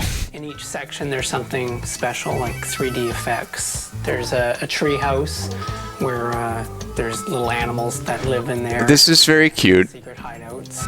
This is what the room used to look like, and this is what the room looks like today. Hello, Emerson. Hello, how are you today? Fine, thanks. Thank you for coming. Thanks for inviting us. This is a heck of a difference from the before shots, guy. Oh my God. It is, isn't it? That's awful, but I love it. Projects that you think are a great work of art, we would love to see them. All you have to do is send us your name and your address. It's incredibly garish, but in a very unique way that I'm here for. Now let's check in with Stephen up in the terrace. Our second pot that we're going to create is sort of a faux sandstone kind of pot. And this one's really easy. It consists of Come on, gold leaf. finishes, which you can get at White Rose or any sort of craft store for about $3 each. Some simple rope twine and latex paint. The first step for the pot is with your hot glue gun. Canadians, what is White Rose? Cherub on the pot Is that the Michaels of Canada? and just place it on the pot. And just push it on, let it dry for a few minutes. And after all your cherubs are in place, get a paint. Repeat this step 8 times to apply more cherubs. Mixed in with the paint is a silica sand, which you can get at any hardware store. And mix the sand with the paint, just so you get a really thick paint here. And apply it really generously to your pot. Almost like you're doing sort of concrete work, just so the pot will be really rough. And paint it right over your finishes that you have. And it's quite nice if they get really thick and built up. It almost looks... Howdy, Green Day. We're watching a tape that you sent in, I believe. Yeah. And that way it'll look like they're actually... It's incredible. Not added on when you're completed. The next step after the pot is complete... We're learning about just dip your sponge, home into a decorating trends from the early 90s in Canada. Really quickly sponge over the And it's pot. fucking beautiful. And again, you don't have to sort of plan it out or do it. Just really quickly because the natural sandstone pot will have various tones. When this paint is completely dry, we're going to go back into it again with an ochre color paint, and again just sponging very quickly over it, not creating sort of any pattern. God, the cherubs. Just 4 random cherub heads. And that'll just give it sort of the variation that we're looking for. The last step in decorating this pot is just to get simple rope. And what we're going to do is we're going to just hot glue it just inside. And what I've done is I've just created a wave pattern and just gluing the rope right on top. Bella. Do any pattern you feel, just zigzag or even straight across. Some simple rope. Really nice. And continue it all the way around the pot. And when this is completely dry, we'll go into it with varathane. Again, you don't want a high gloss varathane, a satin or even a semi would be good because it's sort of a sandstone, so you don't really want it too shiny. And just varathane over the pot really, really well. You might want to give it 2 or 3 coats just so everything is completely sealed and it'll be good and weatherproofed. We've done sponge granite floors and we've done smoosh slate floors. Now we're going to do stamped faux tile floors. Stamped faux tile. I love those words together in this tape. Imperfections because they're going to add to this technique. But put down a good base coat and don't worry about it being durable. All you're looking for is good adhesion to whatever the substrate is, whether it be concrete or plywood. To do this technique, what you're going to use is some cushion foam that you buy at the fabric store. This is a 1-inch by 15 by 15 piece. Are we making a floor out of so it's not that craft expensive. foam? So what you need to do is glue it to a piece of foam core, just using some white Elmer's glue, and this will help to keep the foam rigid so that you get a nice textured pattern when you're doing the floor. Foam, craft foam and Elmer's glue. Perfect flooring materials. There we go. Now I've done a couple of pieces like this because one of the pieces what we want to do is cut it into 2 pieces using the diagonal because this is what's going to help us to get into the corners. So just use your X-Acto knife and score through the cardboard. You might just want to cut a few random holes in the top of the foam core for finger holes because we have to figure out a way how to pick these up when we put them on the floor. So now we're ready to paint. We're going to use some latex paint and we're just going to use this piece of particle board as We're being encouraged to do a lot of things randomly and without planning. On the board, just mixing them up a little bit. Looks really gross. You might even want to do something like that. And then just take the foam side of your board and stamp the color randomly onto your piece of foam. What's happening? All the corners, and then you're ready to go. Now You missed a spot. we're going to use our triangle piece so that we can get nice and tight into the corner. Don't worry if you get some paint on the wall. You'll notice I've painted the first color, or the first coat, but I'm going to come back and paint the second coat later on. And just push your foam into the ground, making sure you get all the corners and the edges, and then use your little holes and pick it up. And that's your first square, and you're ready to do the second one. Line up your next square. Okay, so we're making stencils to stamp the faux marble pattern. 1-inch gap. Is that just a painted concrete floor? And we're going to put our next one in, lining up the same way. And you don't always have to reload it with more paint because there's probably lots on it from the last time. Just judge, and if you made a mistake, just put more paint on it and re-stamp it. Canada, what the fuck? Perfect. Are y'all still doing this shit? I put fairly large grout lines in here because that's pretty typical of terracotta tile. Those are very large grout lines for...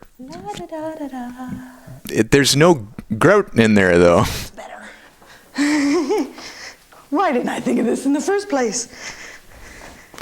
Having large grout lines My new office floor, it looks pretty good. I'm happy with it. just makes it all the more apparent that it's not real tile. Mary has to come over and finish the window. Oh my and I God. have to paint the walls again. And well, I mean, Rome wasn't built in a day, but our floor was laid in one day.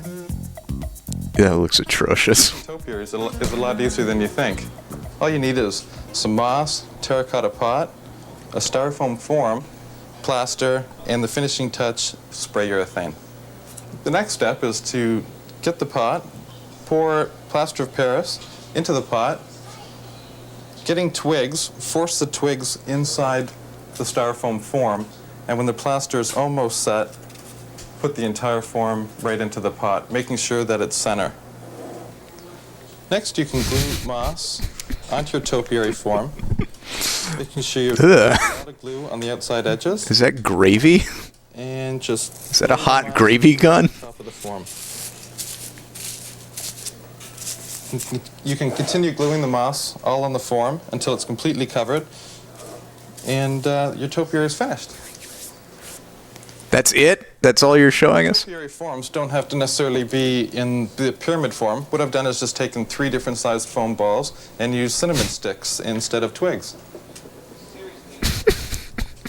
Another idea for the cone shape is I just intertwine twigs through the form, giving it more of a... Also, what the hell is this kitchen? The primary colors? ...with raffia, and the pot was just sponge painted with terracotta and green.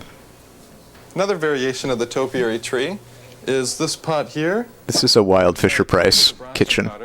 The pots don't necessarily have to be terracotta. You can get any shape or style. And then I just added this decorative finial on top just to complete it. Topiaries don't necessarily have to be made out of moss. You can use anything from roses here and poppy husks. And what I've done is I've added... Yeah, cinnamon, whole cinnamon is expensive. That's like an entire jar of cinnamon sticks. What I also do is to double as a room deodorizer is scent them with any sort of oil. This one here just is deer moss with a raffia bow added to it as a decorative finish. And this large one here is chestnut and sheet moss. What I've added here as a decorative finish is I've used the stems from the poppy plants and I've just glued them into the moss. Look for interesting things around your house to make topiaries with. This one here is made with dried chili peppers, which you just glue the end, attach it to your phone. Individually glue hundreds of dried chili peppers. Gluing this because the chili peppers are really hot and they sort of somewhat ignite when the... oh my God. And your finished product will look like this. Perhaps for a decorating problem. it's a bad idea if it just is constantly threatening to catch on fire. $9.99. Down in the sitting area here, I've got these big windows that unfortunately look out into a big concrete block wall. And since I've never been able to open the windows, they're filthy on the outside. So what to do? You can see here, I've simulated this iron metal work right onto the glass itself, and then simply hung a sheer in front, and that obscures your view through, but still lets light shine through. What you can't see now, but you do see in the morning and late at night from street lamps, is light shining through and casting the motif pattern onto the sheer itself, and it's dynamite. So let's go upstairs and I'll show you how to do this technique and make a room with a view. What you need to get started with is a pattern that scales to the size of your window. Now you might look to books for inspiration like I've done here and just enlarged it with a Xerox, or you might extract a pattern out of an upholstery fabric that's close by to the window, or I always find these wonderful patterns in wrapping paper or wallpaper. So then you'll need a sheet of Frisket, which is a sticky back plastic that's available at any art store, and you'll need your window, of course. And if you're lucky enough to be able to remove it, you just simply attach your pattern onto the back and your Frisket on the front. But like me, if you have to work vertically, your pattern will go on the front, or better yet, trace it onto the Frisket. So to apply the Frisket, it can be a little bit of a sticky process, excuse the pun, but it makes it a little bit easier if you tear away a bit of the plastic backing and secure that down to the glazing, making sure that you've covered the entire sheet of glass, and then peel off the plastic backing. And then once you get going, it should go a little bit smoother. Now don't worry about air bubbles, because once you start cutting into it, all those air bubbles will come out. Once your Frisket is down, you're ready to start cutting out your pattern. Now you'll need a sharp knife and get a couple of blades, because since you're working on glass, You tend to go through the blades quite quickly. Now I'll just start this one so you can get an idea. And then when you're done that, you'll move on to the stage of removing your frisket. And you can see here on this one, this is a little bit different. I've simply laid the glass onto Canada is much more cyberpunk. wrapping paper, and now I'm just pulling off the positive images here. This looks incredibly tedious. All of your images cut out, mask off your window, including your drapes, and get ready to spray. The paint you want to use for this is an alkyd enamel paint rather than a latex, and that'll give you the most durability. Downstairs for the wrought iron look, I used black, but for this sandblasted, almost frosted glass look, I'm going to use white. And what we want to do is just lightly start spraying in a ventilated area over our image. Now we don't want to do a completely opaque coat, but just a nice frosted finish over top. When you've covered your whole surface, let it dry for a couple of minutes, and then you're ready to remove the frisket. So as you're peeling off your frisket, you really start to see the fruits of your labor. And you keep working till the whole thing is peeled off. And as far as maintenance goes, God, and you're doing this on your window? index and a paper towel, just like any other regular window, and that'll clean it right up. And when it comes time to remove it, if you are renting, simply apply a thin coat of paint remover and a little bit of a scrape with a blade, and then I'll take it right off. So that's one way, or two ways, of simulating wrought iron and sandblasted glass for pennies. Candace's office may still Pennies and hours and hours and hours of effort.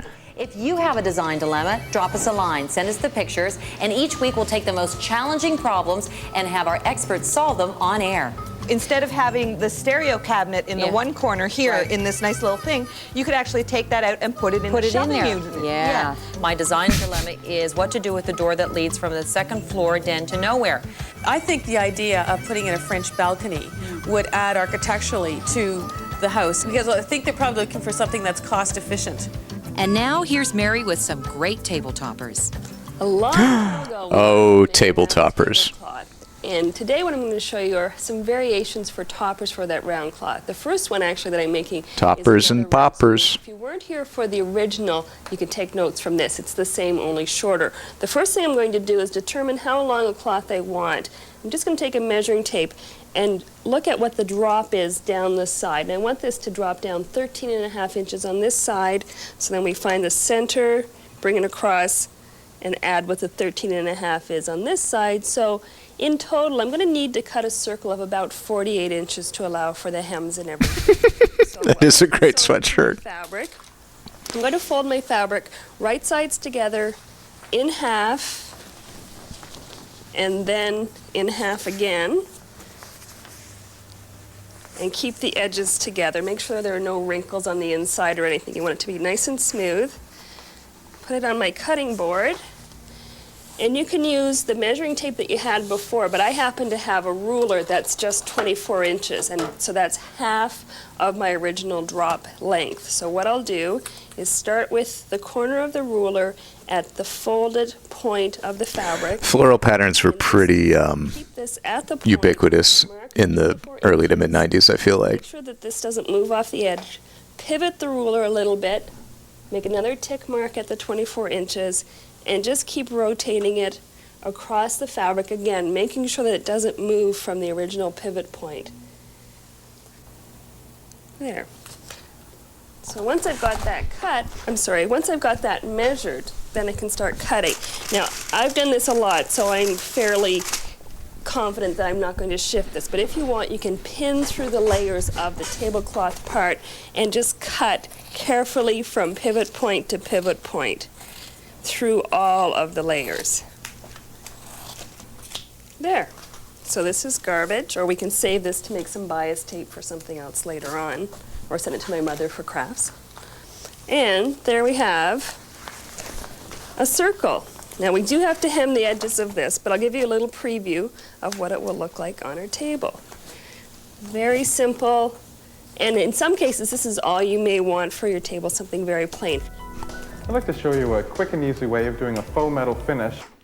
Okay, this is actually reminding me. Speaking of early '90s home decor, I think I might have shown this off on stream before at Haley's urging, but this is like a portfolio of my mom's work from the like mid '90s when she was doing like curtains and stuff for people. It's really hard to show off, but check it out. All right, like a lot of very '90s. I'm talking floral patterns, for real. Lots and lots of floral patterns. Let's see. Yeah, we got trim. Ooh, a table topper right there. Very floral. Wicker chair with pillow. Lots of curtains. Yeah, so that's just what this is reminding me of. She also did, I like this one. This is an Elvis costume that she did for some dude who was an Elvis impersonator. Anyway, back to the tape. What are we learning? The product we're going to use, it's called Hammer Tone. And I've got this from Paint Colors Unlimited. Hammer Tone door. It's quite an easy process. What we're going to do is just paint it on. It's best if your wood is flat, and you'll see why. So we're going to put a thick coat on, and then just lightly sponge on top of it. And this will just give it more rivets and detail. This is my brother in the Super Mario Brothers pajamas that my mom made for him. Also, too, what I've incorporated in was a green color. I think Haley, I don't know if it's that exact fabric, Top of the blue. but Haley grabs some Mario fabric that she still had. And for a rusted look, you can use a silver base coat and sponge in copper, and that'll just give the door a bit of a rusted feel. And let that dry for about at least 12 hours. Once the paint is completely dry, we're going to add strips of Letroline to the door. And what this is, it's just tape, which you can get from most art supply stores. And this will just further enhance the feeling of metal sheets. Once your tape is all in place, now we're going to add faux rivets. And for this, we're just going to take black latex paint. Everything is faux. Paint large circles. There is nothing not faux. Going the lines down. And once you've got those in place, don't forget we're going to add a highlight with a gray latex paint. Highlight those on. Once all your rivets are completely painted and dried, you'll want to put a coat of polyurethane to seal your project, and your sheet metal door is complete. After 8 more coats of polyurethane. Well, this is going to end up on our wall. If you've loved that tone-on-tone glazed stripe that we put in the CityLine video, then you're going to love this because it's a new variation and it's going to be really dramatic when we're finished. The first thing you have to do, though, is draw yourself a little plan. And what you want to do is make sure you figure out the dimension of your wall. Ours is 13 feet. We're going to be working on a 2-foot section or grid pattern. So make sure that you center it on the wall. Since our wall does not divide evenly by 2, we're going to start 6 inches from one edge and make pencil ticks every 2 feet along the bottom of the wall. Then simply, with your ruler, join 1 at the bottom to 2 over at the top. And continue that pattern across your wall till you have this diamond. Once you figured it out on paper, then it's time to put it on the wall. Your starting place is the most important, and it's the second pencil tick from your corner. You're going to use some low tack, or this is sign painter's tape. You can buy it at the art supply store. It's very inexpensive, 1/4 of an inch wide. And start with your first tick, your starting point, and line that one up with your first pencil tick at the bottom of the wall. Cut it off, pull it tight, and if you pull it tight, it should be straight. And the rest just fall in line.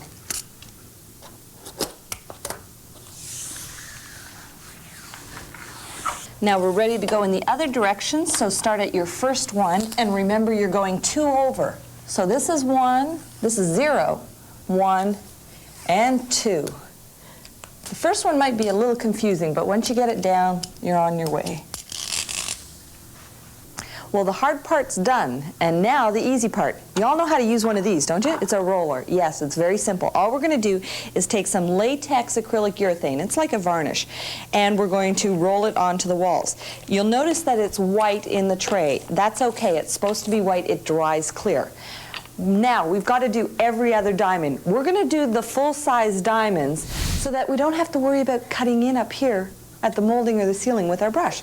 So just roll it on to every other diamond. Now make sure that when you do this technique, remember your wall is flat latex paint, and you're going to put high gloss varnish on top of it. Now we're using a large roller because it does the job a little faster, but if you feel more comfortable with a smaller roller, go ahead and do it, or even use a brush to get into these tight corners. Now we're ready to take the tape off. Whoops. With the furniture moved back into place, you can see that the overall look is very soft and elegant, and you can see how easy it was to do. So it's good. This is probably the least offensive project in this tape, but I still don't like it. Like, I find it better than just the accent wall where you just paint one wall a different color. A long fabric band. You can see here it's a double fold. But I still would not do that to my home. And I'm stitching along the edge, and the band itself is about 2 times the diameter of this ottoman. When I'm finished, you're going to see a really neat idea. Now, before we get to the really amazing part of this ottoman cover, I want to show you a really neat trick. When you're doing this, you're just going to use a plain piece of fabric. It's going to be a rectangle that hits the floor on either side. Don't forget to allow for hems. But one thing you have to be concerned about is the square corner. We don't want that. We want it to be nice and rounded. So what we're going to do is fold the fabric, pick it up, fold it in half, and fold it in half the other way. And then you can use a template, or if you've got a good eye, just line up all 4 corners and round it. There, now that we've got this cut, we're just going to center it over the ottoman, and you have to give it a nice little narrow hem all the way around on the machine. Coming on to the fun part. It's a snappy idea, elastic. What we're doing is taking 1-inch dressmaker elastic that is the diameter of the ottoman, and we're threading it through this fabric tube that we've done. Have you figured out what this is going to look like yet? Hang on. Once you've got it all threaded through, we make it into a big circle. It looks kind of like a big hair scrunchie. So what we're going to do is just pull it over. Cover up the gold leaf box. And smooth everything into place. And this will hold it from slipping and sliding. It's a really easy way to make a fitted slipcover. If you've got a bunch of old mirrors or frames down the basement, bring them up, because I'm going to show you how to fix them up. We'll start with this one here. This was an old plastic framed mirror, and what I did, sanded it down, gave it a coat of paint, but I didn't want to leave it at that, so I lightly drew on a simple design in pencil. The shot is kind of disturbing. Gold felt pen markers. I went over it with the thick. She's making eye contact with where the camera would be, not making eye contact through the mirror. Thin line. And that just pops up the design a little bit. Don't worry about making it perfect too, because I think it gives a little bit more character. The lines are a little shaky. Oh my God. That's that one.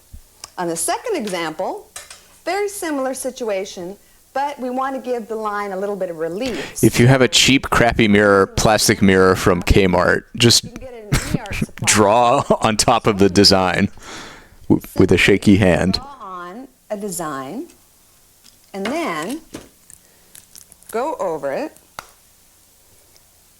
with our fabric paint, like so.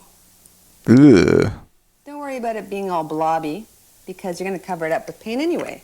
Let it dry for a couple of hours, and then give it a coat of gold spray paint like I've done here, or whatever you're choosing. And then if you'd like, give it a light wash of diluted paint, and that'll add another dimension to it. Here's 2 more examples. The hell was that transition? Using simply paper and white glue. What I did with this old frame, I don't think you're allowed to use that video transition without adding laser sound effects to it. just remember whatever you use as the base coat will appear as grout lines of sorts in your overall pattern. So then I take just strips, cut strips of construction paper, and try and use paper that's solid color all the way through. Sometimes you'll see a card that's white in the middle like that. Those tend to bleed a little bit. So then you just make up a batch of squares or whatever shape you want. Once you Shapes. like so. Then taking a little I want more sponge shapes. dilute it a bit with water so that it spreads easily, and lay down small sections on your frame. Then, taking your pre-cut squares, lay them down in your pattern, and let that set for a couple of minutes until you can't move the squares. Then you come back again. Why do these people love lightly brush fake tile so much? jiggling around. I haven't let them set all that much. Just trying to get in between all the squares like that. When that's dry, go over it again with another coat of glue. And then when the whole thing is dried a couple of hours, give it a light spray with Varathane. In this example, I started with a bare frame, painted it green, and then speckled on a gold spattered finish with a toothbrush. That gives it an aged finish. Then I cut these images from stickers, but you can use wrapping paper or old Christmas cards, and then apply them in a similar manner as the mosaic frame that we just did. Why, they really love cherubs. It's a pretty random method. So this Random cherubs. quicker than the other one. And then just keep going till you finish the whole frame and give it a light spray of Varathane to seal it all up. And that's it. That's your theme frame. This is going to be a really romantic bedroom. And to keep it really romantic and soft, what we've done here is a rubbing technique. And what that does is just age the walls and just kind of give them a really soft texture. You need the right rubbing technique Green, for your romantic space. Just make sure you have enough light so you can see what you're doing, because it is a really, really soft technique. The only materials that you'll need is a spray bottle and cheesecloth and any color top pigment you want. We've chosen a cream here just to give it that real nice aged antique look. And all you do is just dip your cheesecloth in and start adding your pigment to your wall. Basically, if you can wash walls or scrub, that's all it is. And just keep working your pigment. When your pigment gets... Hey, Florfana. Thank you for the 7-month 3-sub, and congrats. And that'll just keep pushing it around. So all you're really doing is just moving the pigment on your base, keeping always in circular motions. That way you won't get any lines or any sort of abrupt stops. When choosing a pigment or latex paint, which is what we're using here, you can use any sort of combination. For this one here, we've chosen a cream, or you could use a white if you wanted a very soft, romantic feel. If you wanted a more dramatic feel, if your wall was blue, say, you might want to add purple. Or Blue and purple are dramatic. feeling if your wall was yellow, White is romantic. or even a brown. Cream and yellow give it a classic aged look. Any color. This is some great color theory. For effect. When you're getting close to the ceiling or corner joints, make sure you get really tight right up in there. That way your painting won't end sort of low of the ceiling. And remember, the more paint that you layer on and rub over top of each other, that'll give you a darker effect. This will sure get your arms in shape. It's tiring, but effective. What's great about this technique is that you can take a break at any time. Just make sure that you don't leave a strong paint blob on the wall. If you do want to take a break, just make sure you just have it well blended in so that when you do come back, it won't be too hard to rub it out. I really hate this. But you'd like to see this room when it's finished. Here it is. So romantic. It has window valances, it has hearts, it has rubbed walls.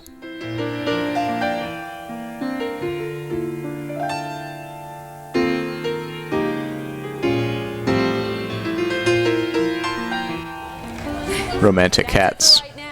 Thanks for letting our home into your home. We are already working on our next home day video. Chum City? If you'd like to write to us at CityLine, here's our address.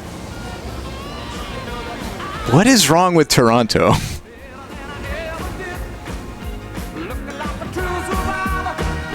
Oh boy, this was truly magical. I don't know if this song is going to get content ID'd. I'm just going to keep talking over it. CityLine, the best of home day, featuring Marilyn, Denis. Here is a list of the projects we have seen. Bathroom makeover with the sponges, decoupage chest. Decoupage apparently means gold leaf and magazine photo collage. The floral fabric director's chair cover. So you can sit in a director's chair, the most comfortable chair to sit in while still looking floral. Beaded borders, patio pots, faux terracotta floor, topiary trees. Man.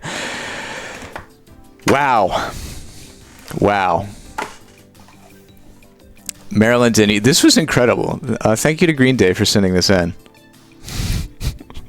I am in awe of how hideous and hilarious and fun a lot of those projects were. That was a great time. Whew. It's volume 2 of the Best of Home Day. So there are other volumes out there in the wild. Whew.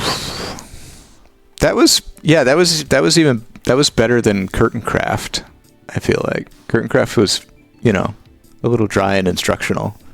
This kept it moving with incredible projects. All right. Let's see. While I was at the shelf looking for and failing to find CityLine Best of Home Day, I noticed a tape that I've been meaning to watch for a long time. It's An Evening with Lewis Grizzard. Look at that face. Who wouldn't love that face?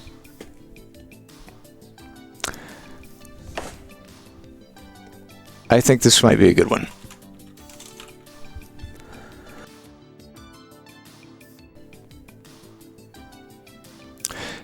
From 1987. A humorist, author, and nationally syndicated columnist. Now, if you don't want to watch Lewis Grizzard, I can pick a Feature Films for Families movie instead. We can poll if you want. We can do a poll. Let's do a poll.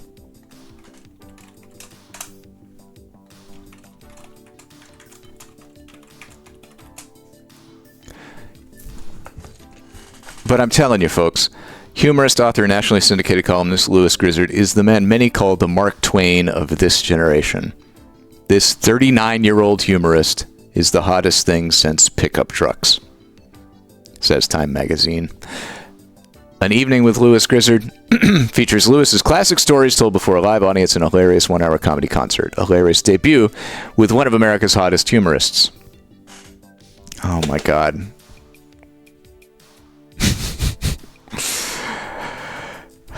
Listen, the poll is up. You're just going to have to follow your heart. It's 8-7. Grizzard in the lead. Oh, it's a tie.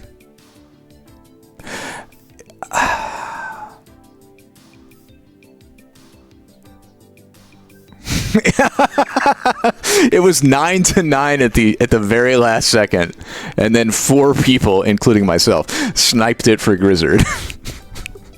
12-9, Grizzard wins. Let's do Grizzard. You're gonna laugh. You're gonna learn. You're gonna cry. You're gonna love it.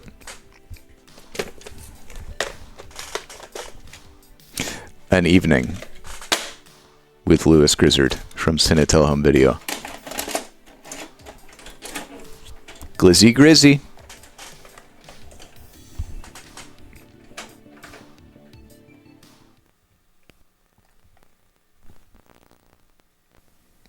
I've never heard of him either. That's the fun of it.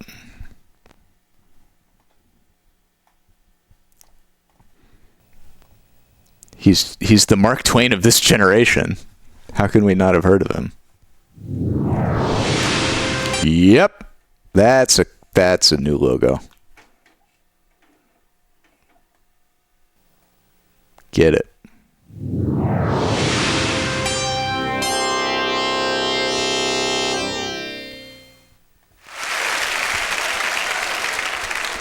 As I go around the United States, I see that there still remains a great chasm of misunderstanding between people from the North and people from the South.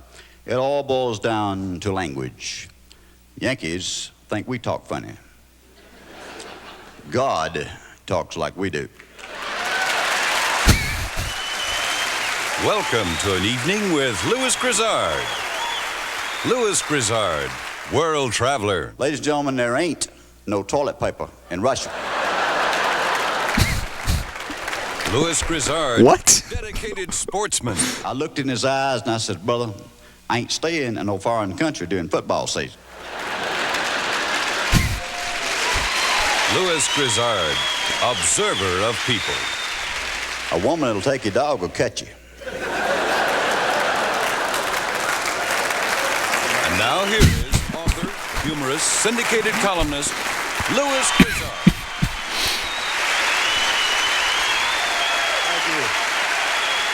Thank you. Thank you very much. Thank you. Thanks a lot. Are those cooling towers? I wish my 3 ex-wives could have heard that. What do you think of the outfit? Huh? Looks nice? This tape was kind, yes.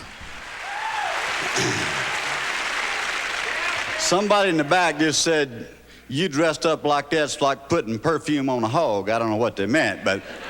No one said that, Lewis. I can't tell you exactly where I got this cummerbund and this tie, but I can give you a hint. Oh, hi, Haley. How you doing? 1953 DeSoto with its seat covers missing. Haley, you missed early 90s Canadian interior design and home decorating projects. Oh, God, I forgot my socks. Oh, Lord. How could I... Listen, I didn't wear shoes till I was 14. I mean, I'd like to get some business out of the way first. A lot of you, when you came in, probably noticed that in the lobby, they were selling my books, my tapes, my albums, my homemade preserves, my chenille bedspreads that my mother quilted with her gnarled little hands. A lot of you may have said, well, what is this? It's a very commercial thing for this man to do. My goodness, why do you expect us to buy this stuff? Let me tell you, first of all, because I want to get this out of the way, the money that you spend on my books and my tapes and my homemade preserves and my chenille bedspreads, etc., the money tonight is not actually for me. Many of you know that for some years I've been trying to raise some extra money for my little brother Joey, who is currently at Piedmont Hospital in Atlanta. We were trying to get up enough money so that he could have the operation and be able to run and jump and play like the other little boys. Unfortunately, not enough people responded to my plea. Little Joey ain't gonna make it. Here's what I'm trying to do now. I would like to take little Joey on his last trip to a wonderful place, a little boy, a little tyke would love, a place full of magic, full of light, full of glitter and enchantment. What I've decided to do for his last trip, everybody tonight, when you think about when you leave. Oh, you had country ham? So when you leave here, the T-shirts. Yeah, it's incredibly tough and salty and dry. Preserves and chenille bedspreads. Everybody tonight spends $1. That's what makes it country. I'm going to donate a nickel to little Joey to buy he and I a round-trip ticket to Vegas.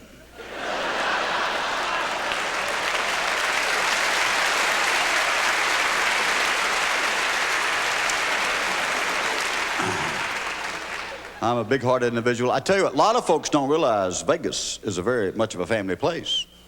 I was out there a couple of weeks ago. All these guys walking around with their daughters. I mean, it's a heck of a thing, you know what I mean? A lot of people don't realize that. The name Grizzard, when pronounced correctly, is a beautiful melody. It's a French name. When it's pronounced Grison. Grison. It means wild stallion, incidentally.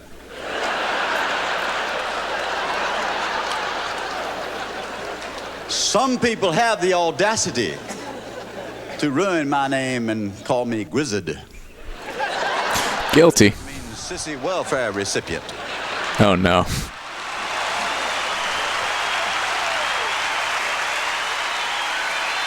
Oh, boy.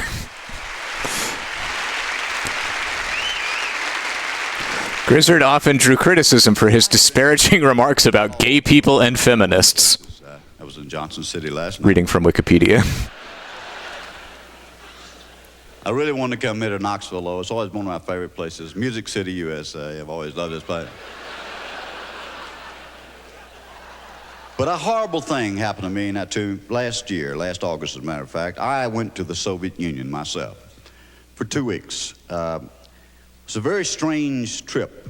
I was not very happy over there for 2 weeks. Ladies and gentlemen, there ain't no toilet paper in Russia.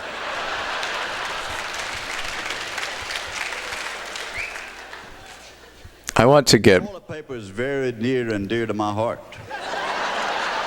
I want to get a sense of We ran out of toilet paper. Lewis's vibe here. No problem with that. So just look in the Sears Roebuck catalog and you can order some. I said, if I had a Sears Roebuck catalog, I wouldn't need no toilet paper. Then what is it? It is a good idea to have a tomato alert. From Russia.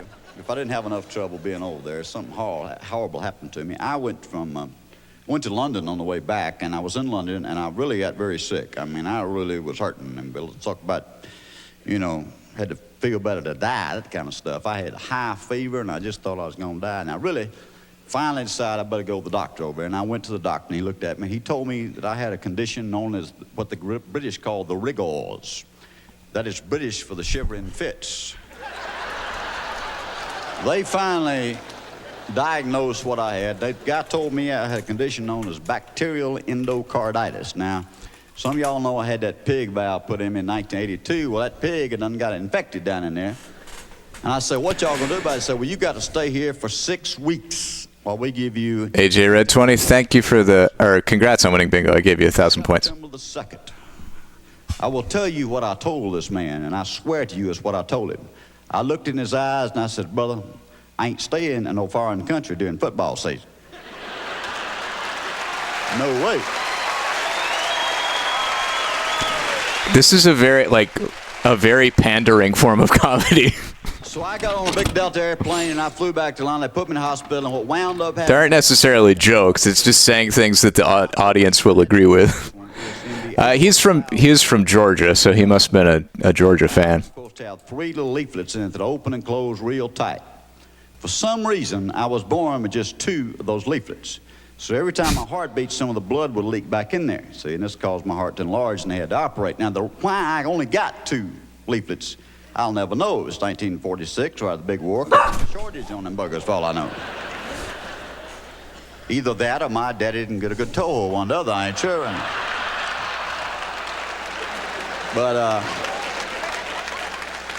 So anyway, I had to have this heart. Now, some of you, I realize, have not had your heart surgery yet. A lot of country clubs, you can't get into it, you hadn't had your heart surgery, Don't worry about it when it happens. There ain't nothing to heart surgery. You asleep. It's all those things they do to you before and after heart surgery get you crazy. In the first place, they get you 3 days ahead of time. That's so every doctor within a 50-mile radius can come into your room and ask you horribly embarrassing questions.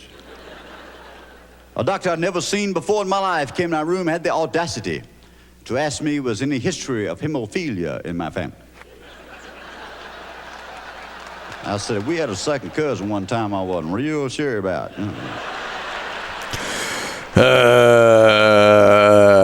Boo. Used to wear ballerina slippers around the house, Later, he attended Georgia Tech.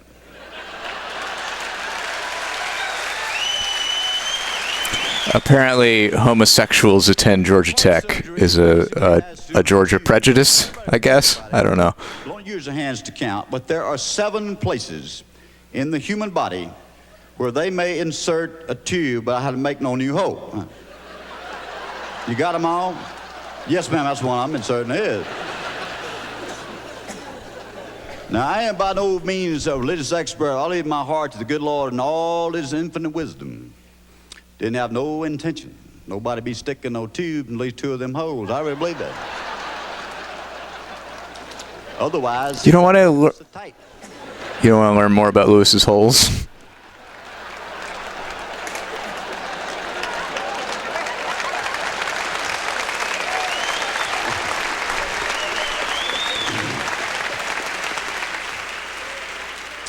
Well, I was laying there a couple days before my surgery, and I got to counting holes and counting tubes. Come up 2 holes short. They got to make 2 new holes in you. Put them on either side of your navel. That's for your stomach tubes. They don't hurt going in. Coming out is a whole nother ball game here. A couple days after my surgery, I was lying there in my bed, relaxing with a jar of morphine.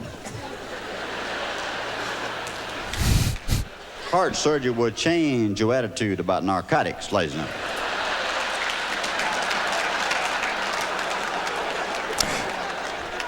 gentlemen. Let's go to 15, and I'll cut it. I'll cut it out. This morning, I'm going to take your stomach tubes out. I said, great. Next thing I said is, when I get off this seat, Oh, there's a little smile right off your face. card in here. Have you ever noticed doctors know nothing about pain? All these people know nothing about pain. Oh my God. Anyway, we know how much money doctors make. Make all kind of money, driving big old Mercedes cars and everything. Alternative Marketing Incorporated New magazines in our office. of Roswell, Georgia. Well, my doctor's office picked up Time magazine. Roosevelt was on the cover. Would you like to receive a free catalog of Lewis Grizzard products? You go to your doctor's office and your doctor says, this may sting a little. Do you own other Lewis Grizzard products? My favorite is you may feel some pressure here. Like a beer truck just ran over, you know?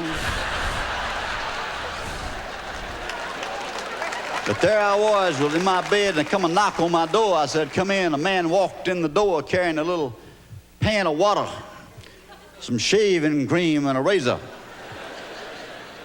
He said, I'm Dr. Prep, full of pep. He said, it's time for your shave. I said, I don't need no shave. I'll carry a beard. That ain't what he's talking about. They shaved me from my neck to far south of the border, ladies and gentlemen. The man spent 10 minutes in my navel alone. I feel like this is the sort of program Those of you who can still see your navels, that my uncles would love. This has great Southern uncle energy. right for my surgery, they said, you can have anything you want to eat for your last meal. I don't find it particularly amusing. Raising that just to Not in the way that it's intended to be amusing. If you're sick, I give you something good to eat, don't it? My God, I learned what I learned about hospitals. Hospitals are color coordinated. If it's white, it's a nurse. If it's red, it's blood. If it's gray, it's probably the food, you know. My uncle's got a lot of ope in him, yeah. Your last meal. I tell you what, there is a marvelous place in Atlanta, Georgia, I'm sure many of you are familiar with, called the Varsity. The big greasy V. What I did the last night, I sent somebody to the Varsity and got me 2 chili dogs. Onions on them things. Order rings and an order of fries. And an NIPC, that's a plain chocolate, no ice. While I was waiting on my food, a large nurse came to my room. Reminded me a lot of Ray Nitschke. Allowed us how she was going to give me an enema. I said, I don't believe won't no enema. Why is everyone laughing at all this stuff? She said, bend over for wise, you ain't got no choice here. I got even with them though.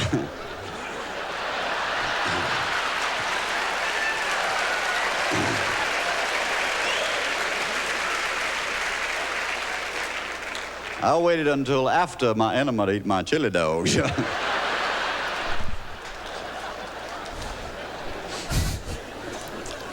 Lewis Grizzard loves sepsis. What a strange man. What a strange man. Yeah, I guess that would have been painful to sit through the whole thing. I find it like I find it fascinating, the kind of shit that was acceptable, seen as funny. Because like that's in living memory. Like I wasn't around in '87, but I was around in basically the same culture where you would tell a joke about your gay uncle and get a bunch of laughs, and then so like I'm not condoning Lewis Grizzard's attitude. I just find it's like watching a car wreck. That's kind of the thing that makes me want to keep watching stuff like this. But I think 15 minutes was a good taste. A good taste of Lewis. I can't see how we were going to get it didn't seem like it was going anywhere. Going anywhere good. All right. We had 1,000 bits, I believe, from Seemingly Jazz, yes, who requested more bells and whistles as a palate cleanser. And tell you what, I'll as a thank you for sitting through 15 minutes of Lewis Grizzard with me, I will throw in an additional fun clip if I can find it.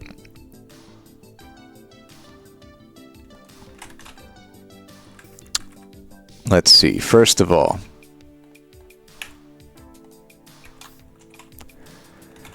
let me cue these things up. We want more bells and whistles. Here we go.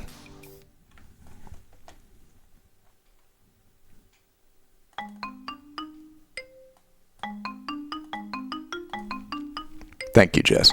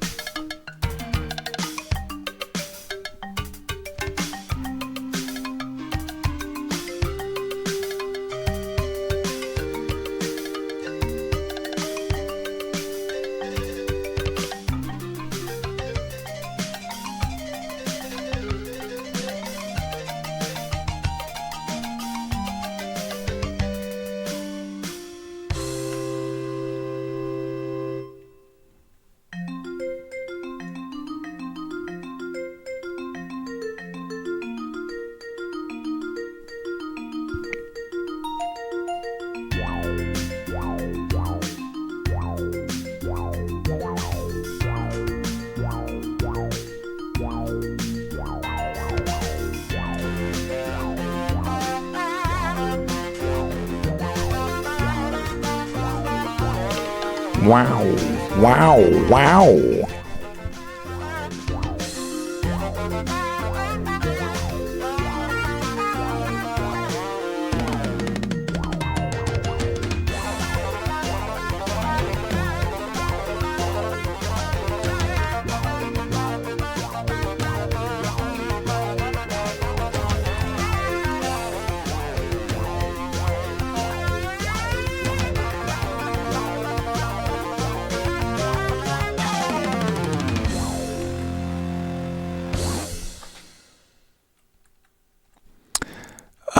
And let's see.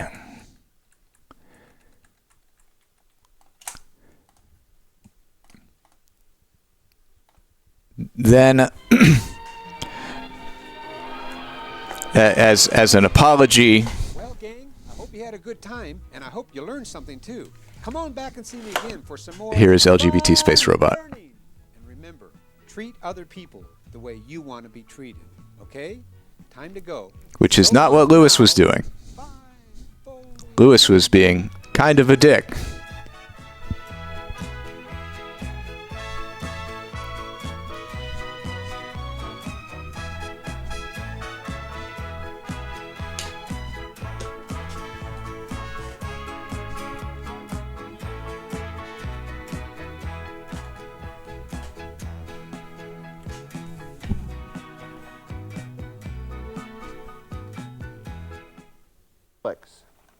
And here's your extra song.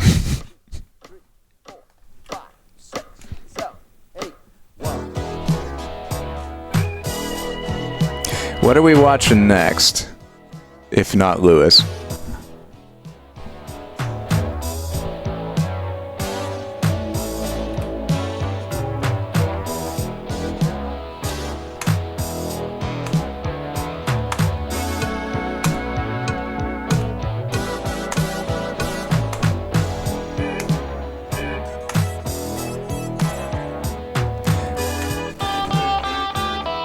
I think it's time, actually. I think it's time for a feature films for families. Okay, that's a good point. All right.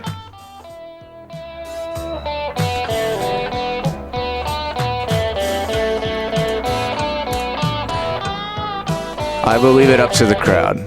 We can do Great American Rail Journeys, the Rockies by Rail. Because admittedly, Will, you have been requesting that for a long time, and I've been paying you lip service, but have not played it yet. Or we can do feature films for families. I will let the crowd decide.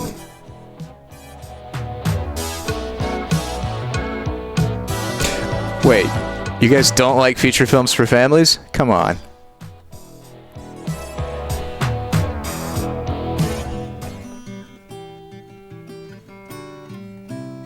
All right. Well, in that case, let me just put on here. Listen to this other song while I go get the tape.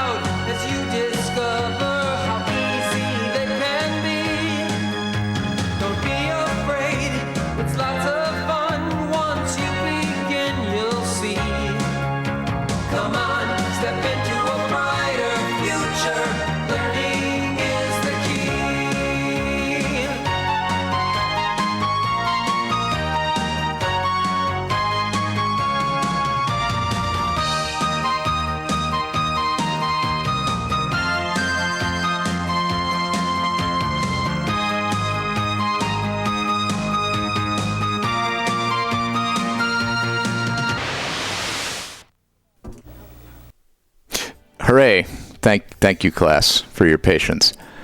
Okay. It is time now. Finally, here we go. Great American Rail Journeys, the Rockies by Rail, unreachable scenic areas. Unreachable except by train, I guess. Rockies. For over a century, the Rocky Mountains and the railroad that runs through them have challenged one another. Now, with the help of a beautifully restored luxury train, they offer an extraordinary adventure from Denver to Portland. Climb aboard the American Orient Express for a journey over the Continental Divide through Salt Lake City into the nation's grandest national parks, Yellowstone and Grand Teton. Experience breathtaking views of rugged peaks and vast open plains from your seat on carefully restored vintage Pullman cars. Right along the rims of phenomenal canyons, including Gore Canyon, which is only reachable by train. Featuring a plush lounge car, an elegant dining car serving gourmet meals, and sleeping cars boasting lavish suites, the Rockies by Rail promises an unforgettable train adventure through the heart of the West. From Acorn Media and Good Times Entertainment, visit us at railtapes.com. If you can't afford a ticket, maybe you can afford a tape. let's head out on this adventure here in 1998 with the Rockies by rail.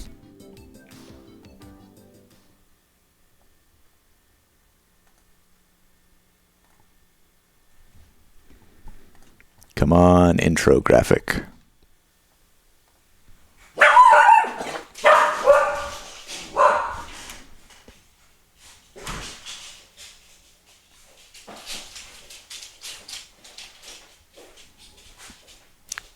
It's Good Times Entertainment.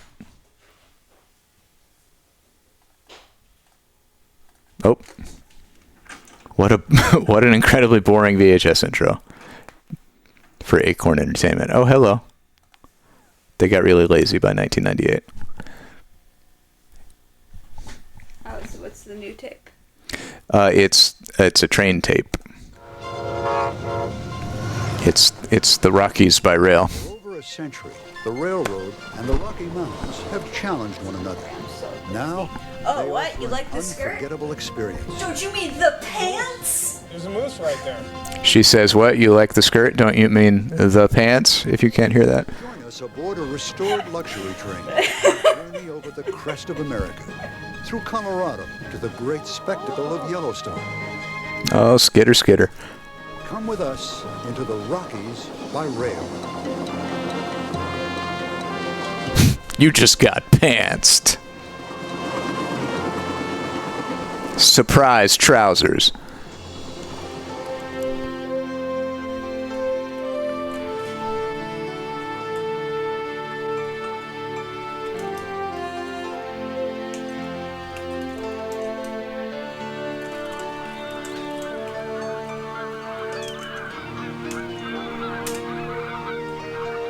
Chaos deep in the earth. Oh my God, it's the Gremlins. 70 million years ago. Since then, an ice age and the rains and winds of countless storms have turned it into a landscape of astounding beauty and variety, and a great barrier that allowed only a trickle of civilization through to the west, until the railroad reached it.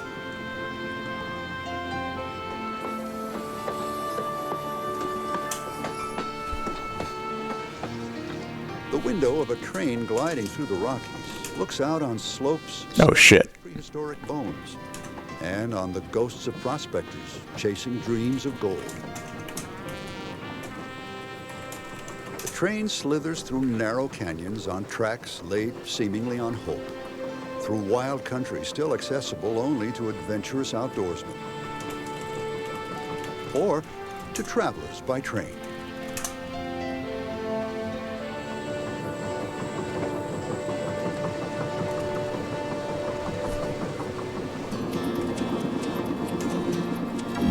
We're headed west on a route from Denver to Portland, Oregon.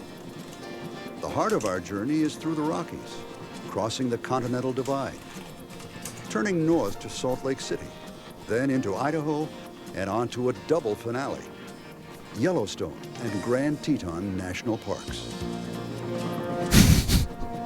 Not only are we in for some stunning scenery on this journey, but the train itself is also extraordinary.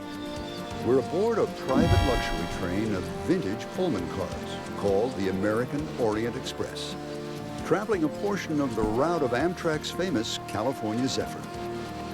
Loaded with gourmet food, the train and its staff are ready to create the experiences of Americans a half-century ago, the romantic days of railroading, when many Americans got their first look at the Rockies from the window of a train. Oh, to be rich 100 years ago.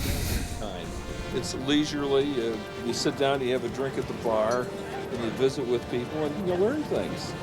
When I grew up, I had an opportunity to see long freight trains, passenger trains go by, and it was always very thrilling. So I like to travel, and I love trains. We just retired. We've been working very hard for 37 years and wanted to get out and see the country. And I'm afraid to take a nap because I might miss something.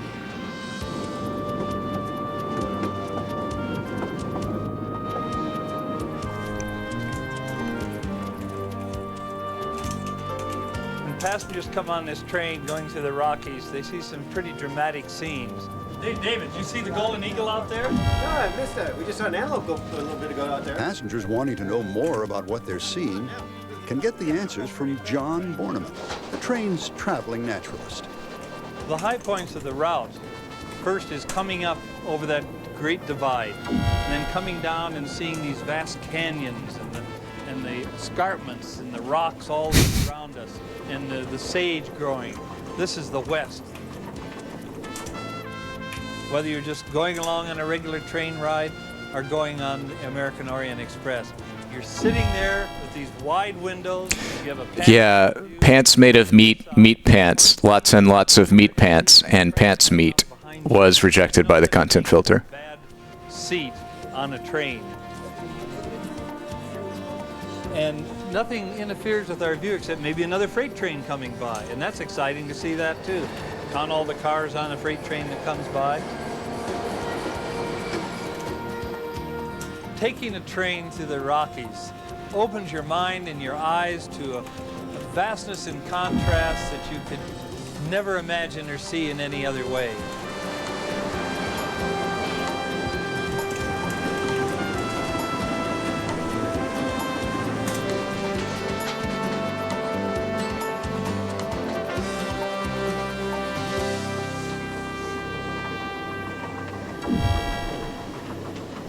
The Rockies Variety Show begins even before we've settled into our seats.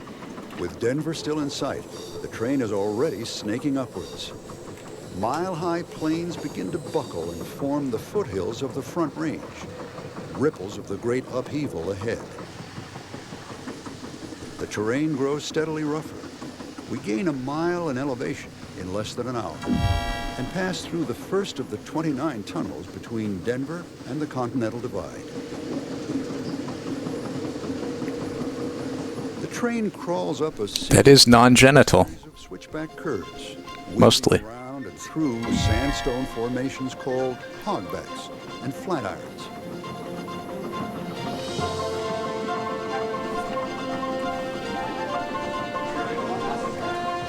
Then, without knowing exactly when it happened, we realize the plains have disappeared behind us. We're in the mountains.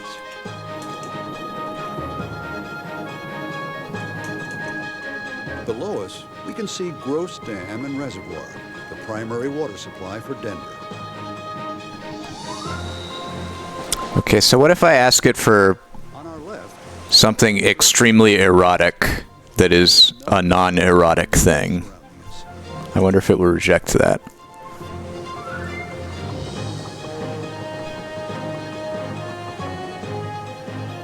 Now we're within... Oh, Stakester. He's so cute. Here, at the turn of the century, is where the... Oh, extremely erotic paperweight was rejected. Ahead lay a rock wall more than 11,000 feet high and 6 miles thick. There was only one way over it. The little trains would turn right at this spot, and with as many as 4 steam locomotives straining for all they were worth, begin an incredibly steep pull up the zigzag track to Rollins Pass. The 29-mile ordeal was called the Giant's Ladder. It took hours for a train to go over the pass, if it made it at all. In the summertime, it's beautiful. But for 6 months a year, or 7 sometimes, it was very miserable up there. You see the Continental Divide. Don Hulse is an Amtrak conductor and comes from a long line of Colorado railroaders. He knows every foot of this route and can tell a lot of adventure stories, especially tales of Rollins Pass. The snow drifts on Rollins Pass up to about 30 feet at times. Sometimes they were up there a month at a time in the wintertime trying to get the railroad open because of the snow slides, avalanches. They just had a real dickens of a time trying to keep the railroad open in the wintertime. Colorado became convinced that unless a rail link could be kept open to the west, the state would become an economic dead end. So the legislature agreed to build A real Dickens of a time. It's a great expression. tunnel in America at that time. The Moffett Tunnel took 4 years to build, from 1923 to 1927. It was built, the drill both from the east side and the west side.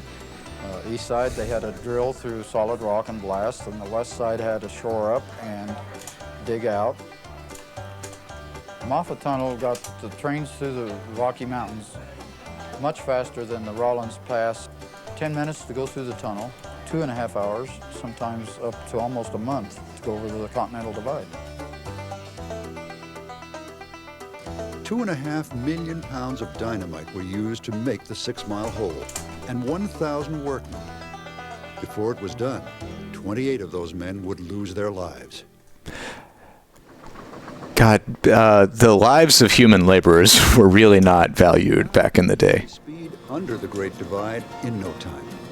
In the middle of the tunnel, we're at the highest point that American mainline passenger trains reach, even though we're still half a mile underground.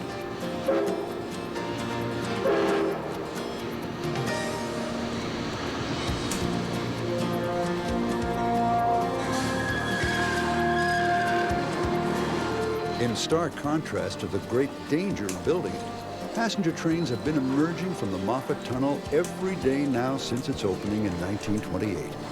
Over 70 years without an accident.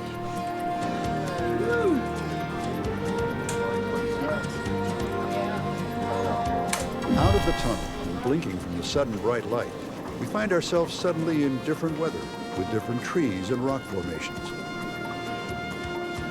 We pass the town of Winter Park, where each winter clouds stalled by the mountain ridge turn the slopes into a ski resort. Now the streams are flowing in the opposite. Oh, beefy Gene. This sparkling beauty, Fraser River, is full of trout. President Eisenhower often came here to fish. We follow the river. Oh, National Park. Patty the Pants Meatball. Passengers keep their eyes peeled for wildlife. That's a sexy get-up. Following the Fraser, we join the mighty Colorado River. The Colorado for the next 238 miles, the longest stretch in which a river and a railroad share paths in America.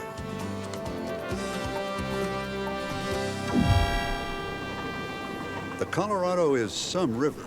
It's only the 6th longest river in North America, but one is hard-pressed to name another in the world that has outdone it in creating natural wonders. Okay, I'm done with pants, meat, ghosts for a minute. I'm going to go make another cup of coffee. I'll be in chat. Colorado descends 10,000 feet on its way toward the Gulf of California in Mexico.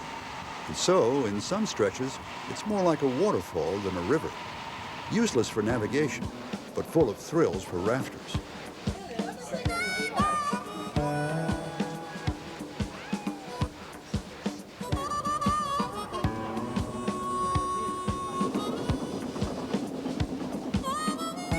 Colorado soon ushers us into a series of canyons, each of which seems determined to outdo the others in both spectacle and originality.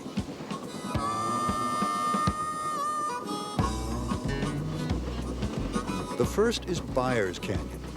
It's a short, jagged canyon, which forces trains to screech around the sharpest mainline curve in the country.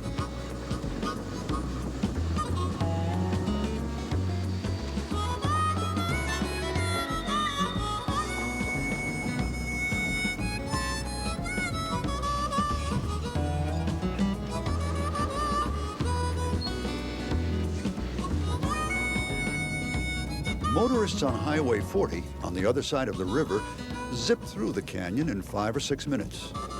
We're in no such hurry.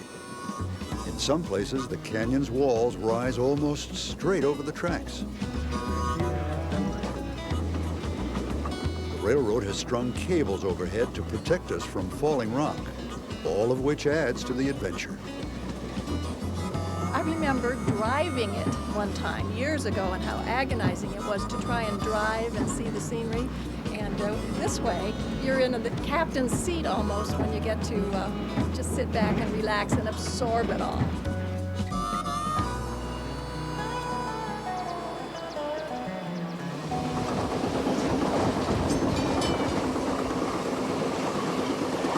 Clearing Byers Canyon, we find ourselves in Troublesome Valley. Whatever the reason for that ominous name, we notice the train has picked up speed nearly 80 miles an hour, the Continental Divide recedes fast behind us. The train slows as we pass through the town of Kremling. This is the center of cattle country. The engineer needs to look out for deer as well.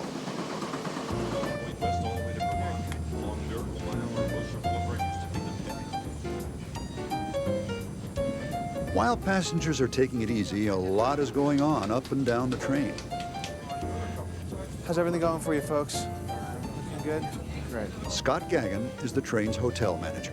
The train basically is almost a quarter-mile long, and to supervise what's happening over a quarter-mile span, it takes good planning, time management, and also walking back and forth throughout the train, checking with the different employees that you come in contact with as you walk the train, and also having the foresight to predict movement of the train, handling a bottle of wine, pouring a glass of wine, handling glassware, handling all the fragile items that it takes to run a hotel that is moving at 90 miles per hour down the track.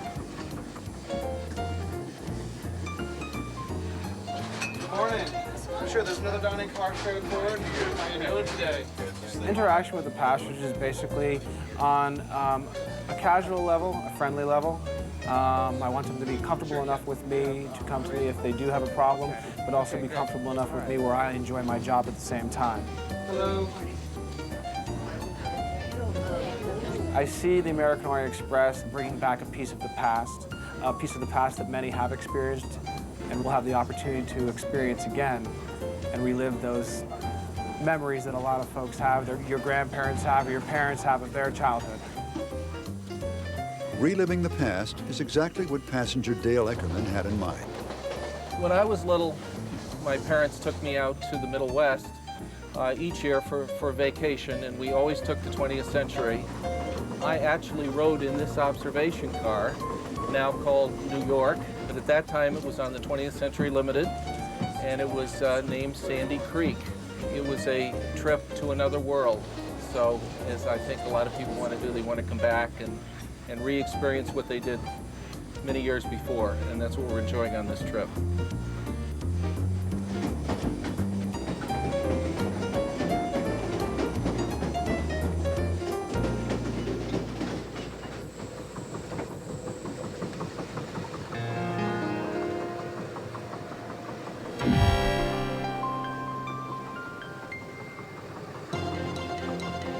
The momentarily placid Colorado River lures us gently into Gore Canyon, a stretch so rugged that construction engineers who planned the railroad thought seriously about abandoning the canyon and routing the trains up over the mountain range. In the end, they decided to continue clinging to the Colorado's banks.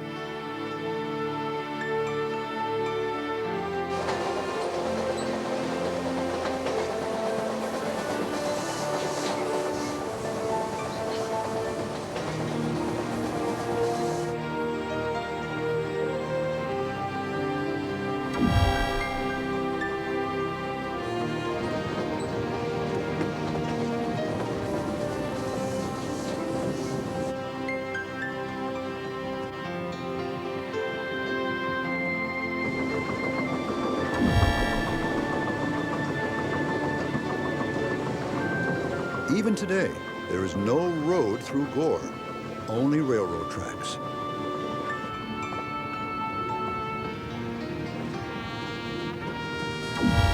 Conductor Don Hulse. If you look up, you see cliffs 1,000 feet up. If you look down, you see some of the rocks that have come down that are in the river, and they, of course, caused these rapids that are in the river. They don't allow rafting in this Gore Canyon unless they have a special permit. And you can see why. You can see it down in the water there. The rocks in the water, really treacherous. Looks like fun, but it's very treacherous.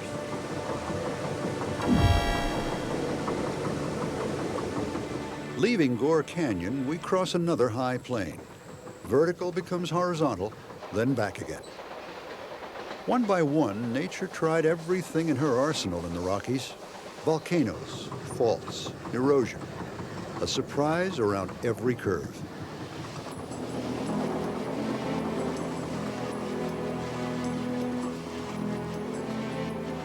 And she's at it again in Red Canyon. In contrast to the towering rock walls of Gore Canyon, the riverbanks here lean gently away from the Colorado.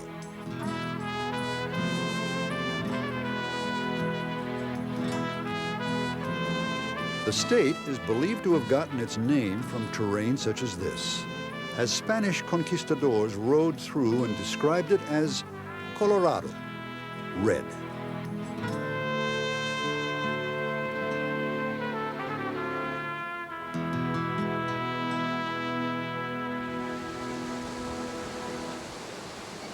Ladies and gentlemen, tea time. Where's the tea? Right here. Allow me. Ladies first, I would hope. And for you. Oh my, is that not the finest tea you've ever seen this side of England? Yeah. Excuse me, can I get you some tea? I'd love some tea. Okay, how would you like that? Lemon only. Just lemon? Just plain, miss. Okay. Please.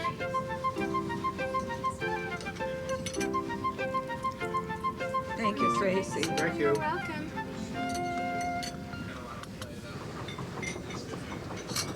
The way to see this beautiful country is by train. When you fly, you see nothing. But here you see the beauty of the train, the awesomeness of engineering bridges and tunnels, which is amazing to me how they ever built it. Most amazing is how did people come across this vast land in a covered wagon and survive. That leaves me awestruck.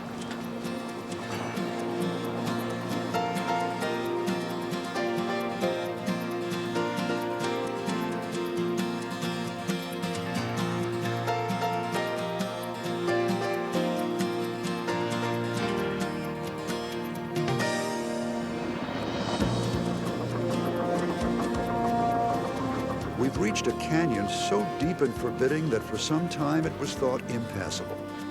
Many early trappers and Native Americans chose to climb over the mesa and circled the canyon to continue their journey. It's called Glenwood Canyon.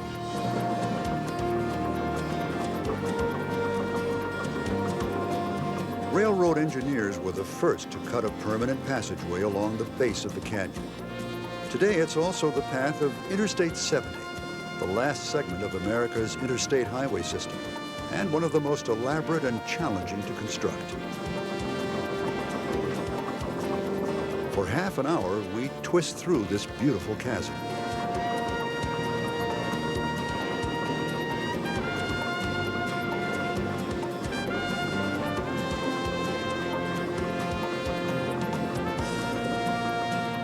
As we went through that gully, these enormous, craggy rocks rose right up beside us on both sides, and they looked like castles, sort of. And I kept thinking one of the princesses should be peeking her head out and looking down at us. It was so beautiful and so very, very high, with the river flowing along beside us and the rocks going up. It's just breathtaking, really.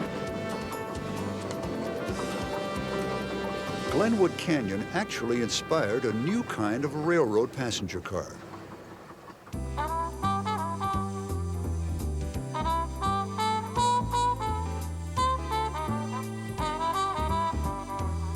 It was called a Vista Dome, a car with a glass canopy, tailor-made for travel in the Rocky Mountains, where the scenery is not just around you, but overhead.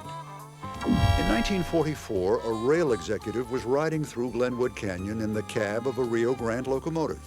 And he got to thinking, why can't people see what I can see from this engine? He got to Salt Lake City that night and spent most of the night in his hotel room drawing pictures of passenger cars, and eventually came up with the bubble top, and it was known as the Vista Dome car. Beginning in 1949, the glass-topped Vista Domes became a feature of the California Zephyr passenger trains, traveling from Oakland to Chicago. And when the railroad promoted the cars, it was Glenwood Canyon we saw. Walls of pastel-tinted stone, formed by erosive wind and water into fantastic shapes, tower high above the river and the railroad.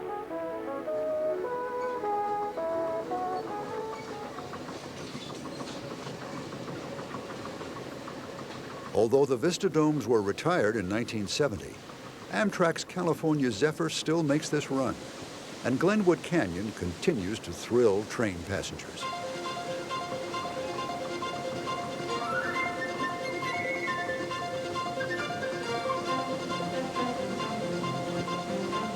Our train emerges from Glenwood Canyon and cruises through the center of the town of Glenwood Springs, home of the world's largest hot water swimming pool and site of gunslinger Doc Holliday's grave.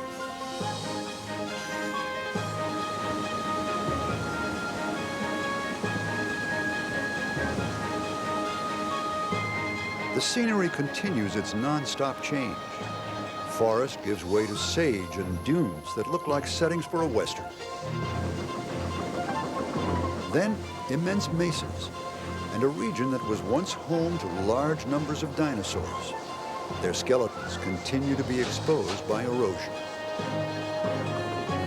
We cross the border from Colorado into Utah, and minutes later we lose the Colorado River, which heads west toward its masterpiece, the Grand Canyon. Deprived of its waters, the land begins to resemble Mars. These eerie forms, lit by the setting sun, signal the end of our first day on board the train.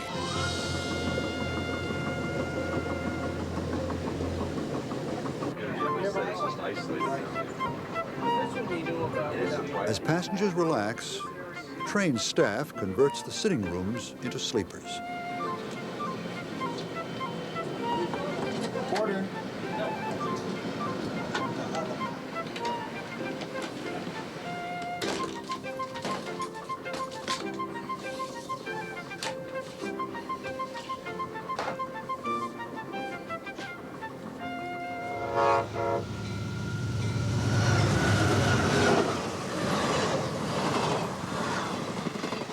The light fades out on a desert scene as we roll on through the night, gradually swinging north. And in the morning, we arrive at our first off-board stop, Utah's largest city, Salt Lake City. Salt Lake City, on the western edge of the Rockies, is the capital of Utah, but it's better known as the headquarters of the Church of Jesus Christ of Latter-day Saints. The passengers head downtown for Temple Square, Utah's #1 tourist attraction.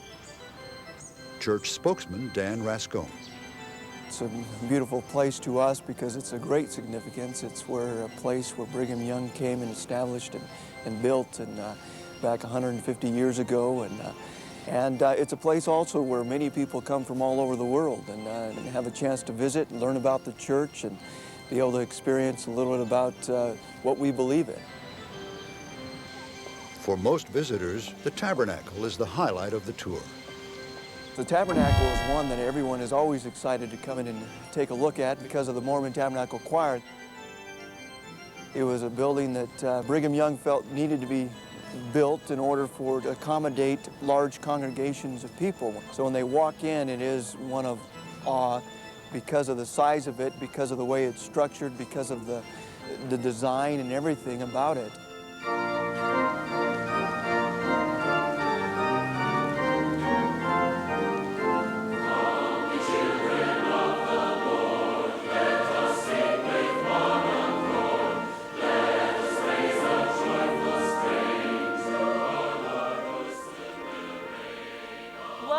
To the Tabernacle. A tour of the Tabernacle includes a dramatic demonstration of its legendary acoustics. A pin is dropped on stage. We listen from 150 feet away. Unlike the Tabernacle, where the public is welcome, only members of the church are allowed inside the temple, where Mormon couples from all over the world come to be married. The temple's walls and spires are built of solid granite 6 to 9 feet thick. Construction of the temple took 40 years as oxen dragged the blocks of granite here 23 miles from the quarry, each block weighing more than a ton.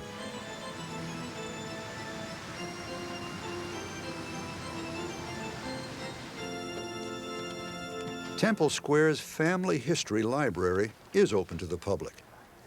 It holds the world's largest collection of genealogical material. More than 2 billion names are on record, and visitors are invited to look through it, look for their own family's history without charge. Every day, about 2,600 people accept the invitation. Well, this is my third visit. We come with a group, family history tour, and we stay a week. And my daughter usually comes with me, and this time my second daughter's come also. Our name is Miller, and Miller's a hard one to search. And we found Miller and far enough back that we could connect in the ancestry file to someone's research back in Germany in 1500. And my husband never even knew that he was German. He thought he was Irish.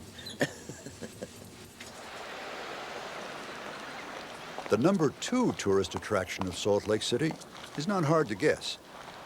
The Great Salt Lake, one of America's most unusual natural phenomena.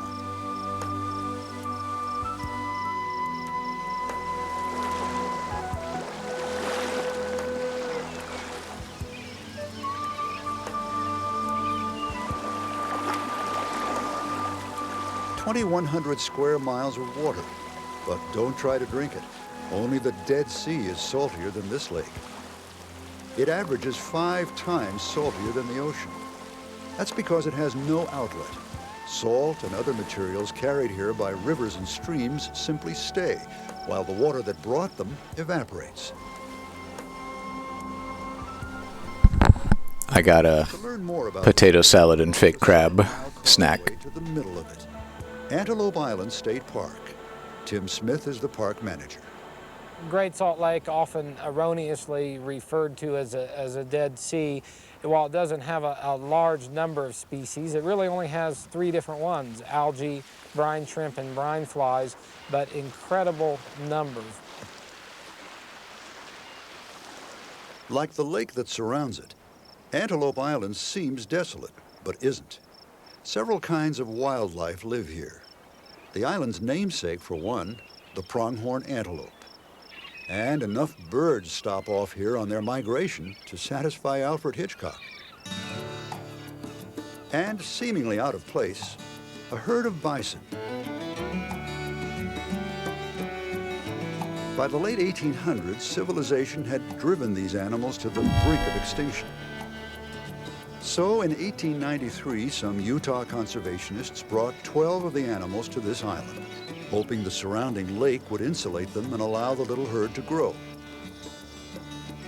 The 12 bison are now 600.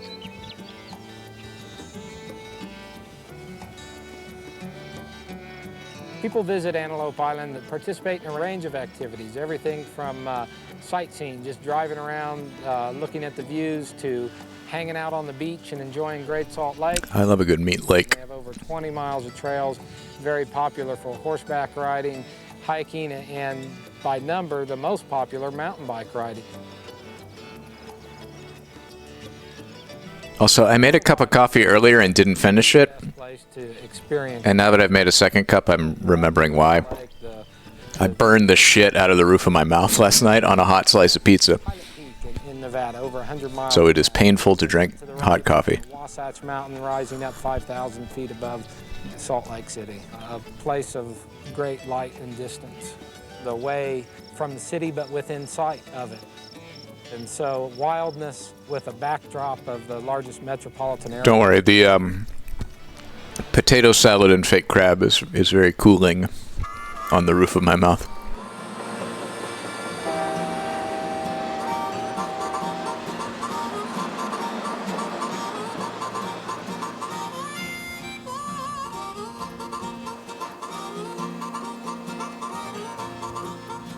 We're back on board the train, weaving north and west along the foothills of the Rockies Wasatch Range. Before long, we pass Ogden. This part of Utah is full of railroad history, good and bad. Train robbers were once frequent visitors to the area. It was just north of Salt Lake City in 1869 that the Central Pacific Railroad, laying tracks from the west, and the Union Pacific crossing the Rockies from the east, met. They drove a golden spike, signifying the first link between the Atlantic and the Pacific by rail. We're headed north, paralleling the western rim of the Rockies. We'll cross into Idaho and follow the Snake River to our final Rocky Mountain stop, near the entrances of Yellowstone and Grand Teton National Parks. But first, there's fascinating scenery to enjoy in northern Utah. Bear River Canyon, for instance. 3 miles of cliffs, high trestles, and tunnels.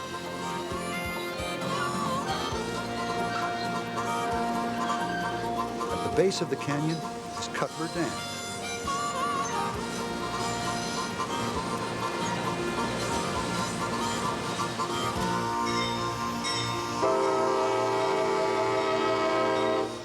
Passengers who feel like taking a break from spectacular scenery can explore the train itself. Greg Miller oversaw the restoration of the 1940s and 50s luxury cars. Once you step on board, you instantly step back in time. And although there's a lot of technology and enhancements that have been put into the cars over the last 10 years, each car has got a unique history, ranging from the late 1940s to the late 1950s, from the Streamliner era. Man, I miss luxury. This is the Washington sleeping car built in 1950 for the Chesapeake and Ohio Railway. And it's one of 6 sleepers that we have in our fleet, all with a variety of accommodations. We've got presidential suites, doubles. Remember when, like, in fact, here is one of our single money was easier to come by and went much further than it does today? And in-house accommodations. Those were the days.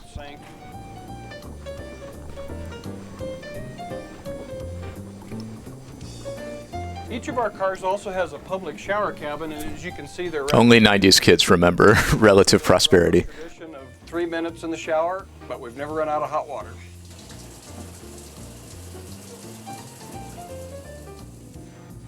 This is one of our presidential suites, and as you can see, it's mahogany paneled, as are the rest of the suites. Got 2 lower beds, private shower, and the Art Deco fixtures, which give it a little bit of distinction. This is the pride and joy of our fleet, built in 1948, and it was one of 2 built for the 20th Century Limited with the deep windows. It's a magnificent viewing platform.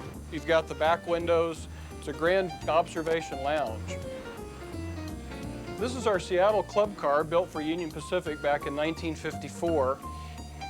And like all of our cars, completely rebuilt from the ground up.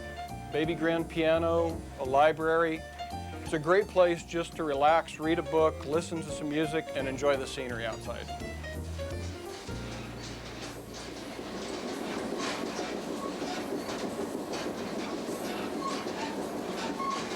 Selections this evening. We have a seared beef tenderloin.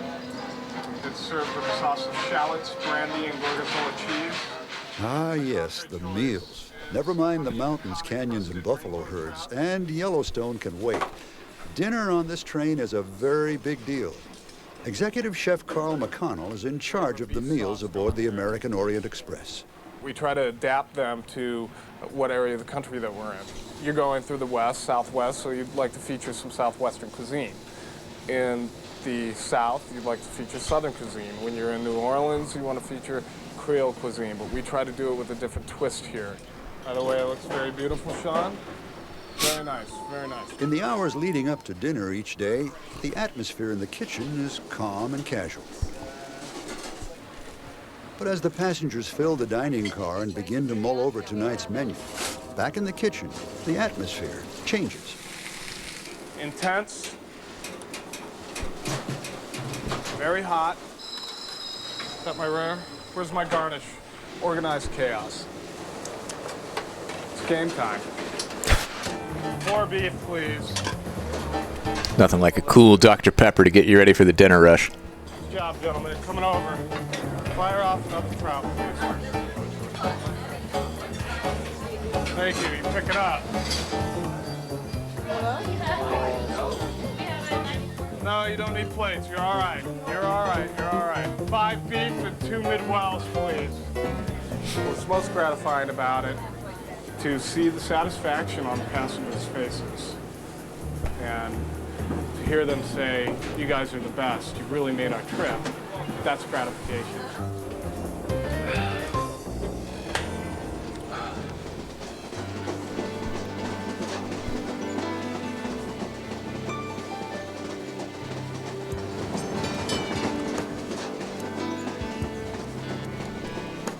What an ambience this rolling gourmet restaurant provides with its meals, the artwork constantly changing. And when the meal has been served, crew members and passengers alike become sightseers. Twilight is often a particularly good time for it. Oh, look at the moose. There's a moose right there. Check it out. Oh my God, look at that. He's swimming.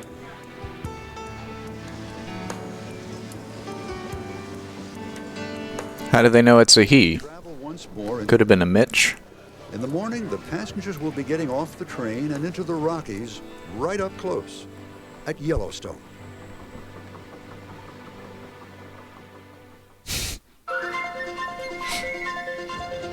What do you call a female bison, though? Oh, look at that one's going off. I think it's just bitch, but you pronounce it bite.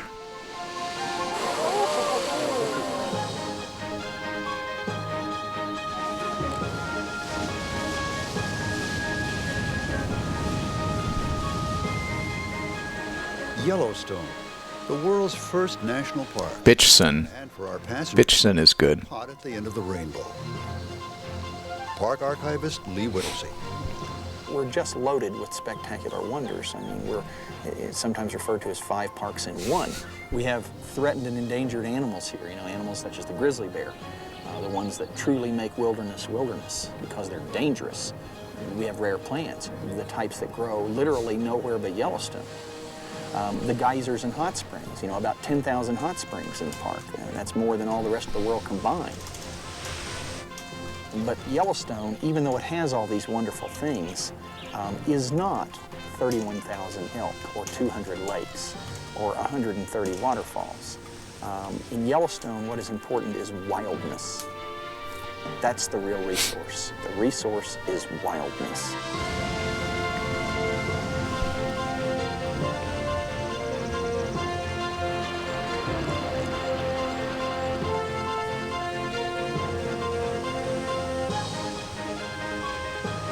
When fur trapper John Coulter returned from Yellowstone, Oh, Bella Bison. and told about bubbling mud, underground fires, and erupting springs, most people thought he was making it up. 75 years later, visitors began to arrive in numbers, the same way we did, by train. The train played an exceptionally large role in early Yellowstone. Beginning in 1883, the Northern Pacific Railroad came to the north entrance. So virtually all early visitors came by train, got on a stagecoach, and took 5 to 10 days to go around the park. The average visit today is 1.5 days to Yellowstone.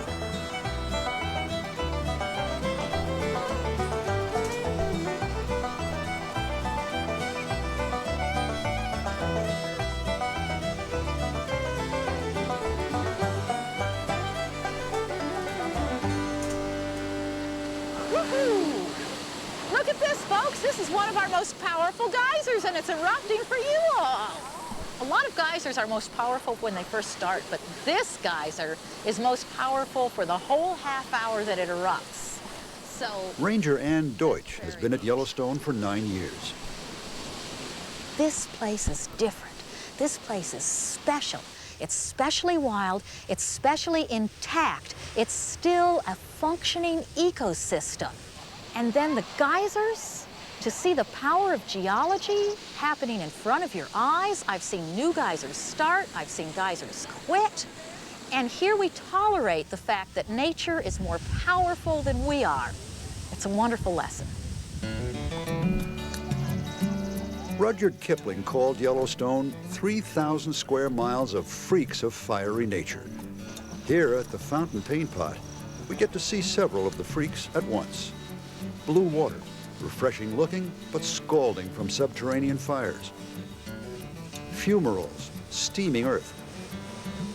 And mud pots, a cauldron of volcanic burps turning rock into clay mud. Hell bubbling up, one old trapper figured. Like almost everyone who comes to Yellowstone, the train's passengers want most of all to see Old Faithful. The Old Faithful is the world's most famous geyser. It's big, averages 140 feet tall. It's frequent, usually 20 times a day. And the power of Old Faithful is astonishing.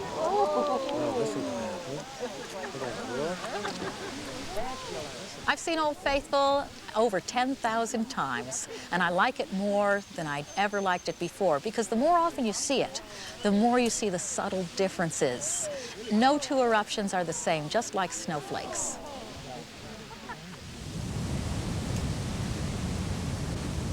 There are over 130 waterfalls in Yellowstone, each one worthy of a park all by itself. Two big ones are here, in the Grand Canyon of Yellowstone. More than 20 miles long and 1,500 feet deep. The canyon isn't quite the size of its namesake, but even more colorful. Iron oxide and silica in the decomposed lava walls have smeared the rock with colors. The colors of meat. The Yellow River continues to erode the canyon, sending up to 63,000 gallons of water per second over the brink of Lower Falls.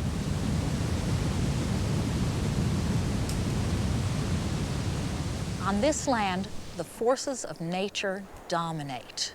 If there's a flood, the land floods. If there's a fire, the land burns. In 1988, Yellowstone did burn.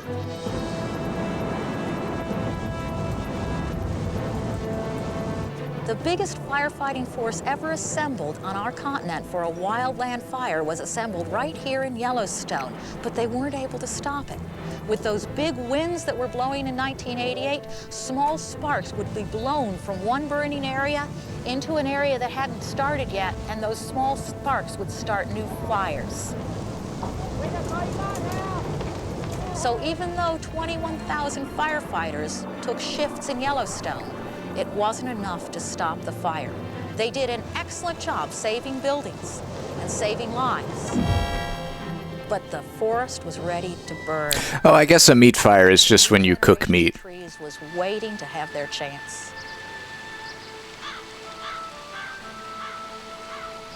That makes sense.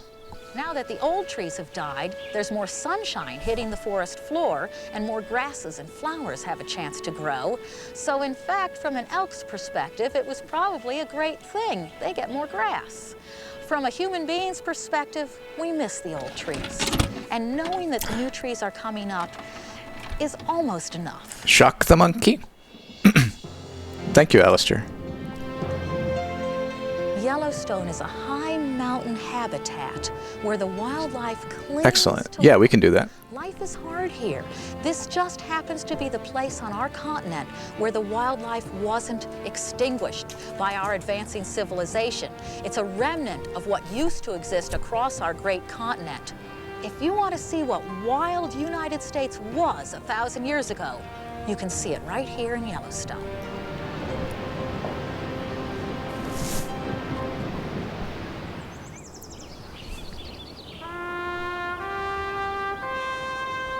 Yellowstone is a vast upland plateau with incredible geothermal features that you'll not find anywhere else in the world.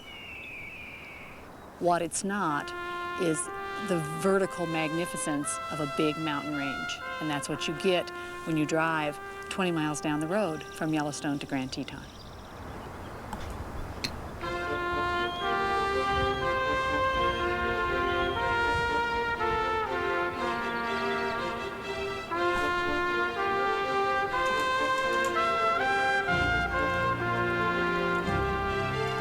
Mountains are inspiring.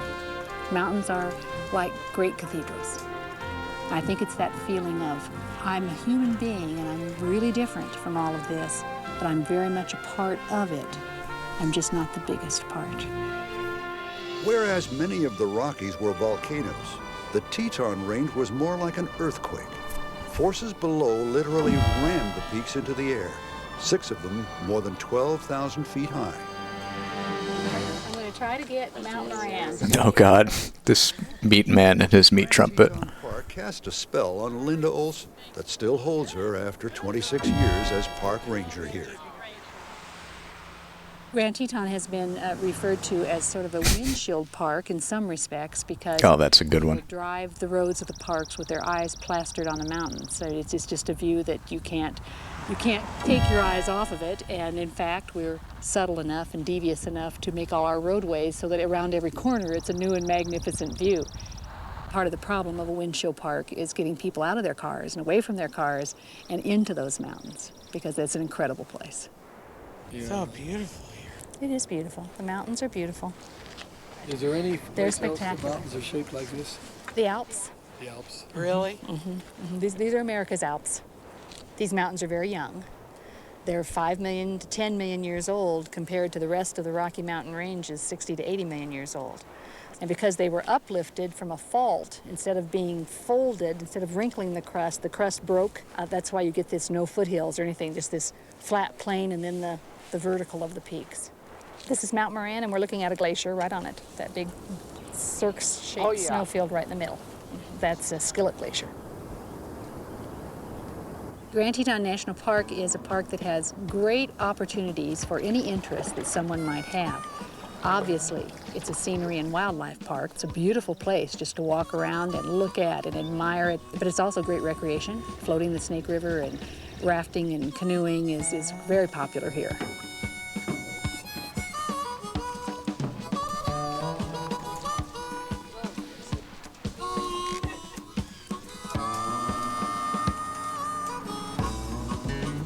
The wildlife here is incredible. Grizzly bear to little ground squirrels that you see running around your picnic table when you're having lunch. So a vast array of wildlife, bird life. It's a great natural area. The valley floor is a great sagebrush plain, and you think that's going to be dry, and you get out there and you see wildflowers like lupin and the balsam root that's blooming now, later the scarlet gilia, the vast array of a palette of wildflower colors. It's a great visual park. Just outside Grand Teton Park is the town of Jackson, Wyoming. Once a fur trading center, Jackson turned itself into a boom town, catering to skiers and tourists year-round. Passengers stroll its boardwalk and scatter into the shops. Jackson is our major gateway city for this park. It's western. It has great big antler archers on the corner of the town square because the elk is such a predominant animal here. It retains a western flavor, and yet it's got big town stuff. I've never learned why Jackson, Wyoming is also called Jackson Hole, Wyoming. International. Like, what is the hole? To it. It's a very friendly. What is Jackson's Hole? And probably the most spectacular place in this park. And where does it come from? Where does it go? They cannot go there. Is Jenny Lake. Jenny is a spectacular oval, brilliant blue sapphire that sits right at the heart of the Tetons. Jenny is one of the. You know what would make this park more beautiful? That lie at the base of the Maybe some shapes cut out of a sponge and randomly glaciers have come down the canyon, daubed paint. Scoured out a big hole, and then when they melted, filled that hole with water, and now it's fed, of course, by snowmelt and mountain streams. Maybe some gold leaf. I've been in this area some cherubs. Year-round since 1972. So the Tetons are home, and when I'm away from home, I miss them so dramatically. It's a longing, pulling at your heart because you're not with those mountains. This park gets about 50% repeat visitors because it calls them back, just like it does all of us. These are friendly mountains, and what they do is they become a part of you. You can't resist returning to the mountains.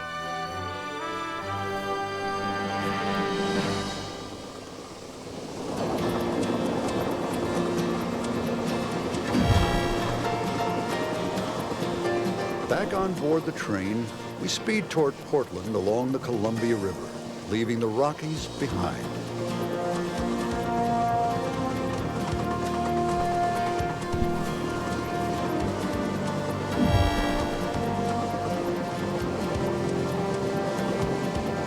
Each passenger seems to be left with something different to remember. Right now, there's a certain nostalgia. When you get to the end of a train ride, you always feel a little blue. I can sit here all day long just looking out the window. It's like a picture postcard, just seeing everything go by, but at a slower pace. The planes was the most enjoyable part. I could watch the train as it would make the various turns. Something about a train that's very soothing and very satisfying for me. I love train travel. It's the end of a journey, but I'll look forward to the next because, I'm going to do this again. I think it's a great way to travel. It's very civilized. It's fun. I'm looking forward to the next time. Sad that it's over. It's been a dream trip, absolutely beautiful. What we've loved most about it is... Oh, that's a great meat angel. we hadn't really seen by train. The vastness of it, the spectacular beauty. When I hear the song, Now America the Beautiful, I'll see this.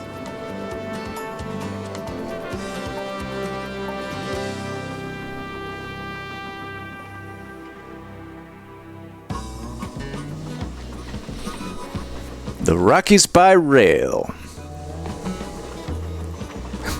Not that John Booth, different John Booth.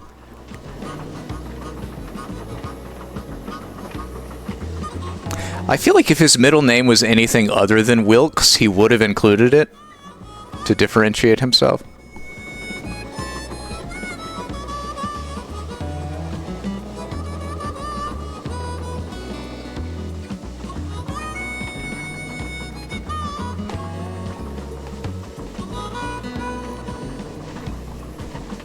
That was a nice tape. Yeah, thank you for requesting it, Will, and thank you for everyone who voted for it.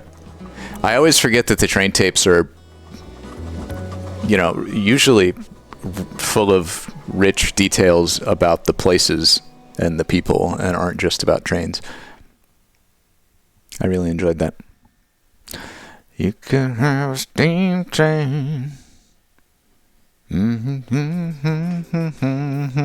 Speaking of Peter Gabriel, it is time for Alistair's request of that too. How about a little Shock the Monkey? Here we go.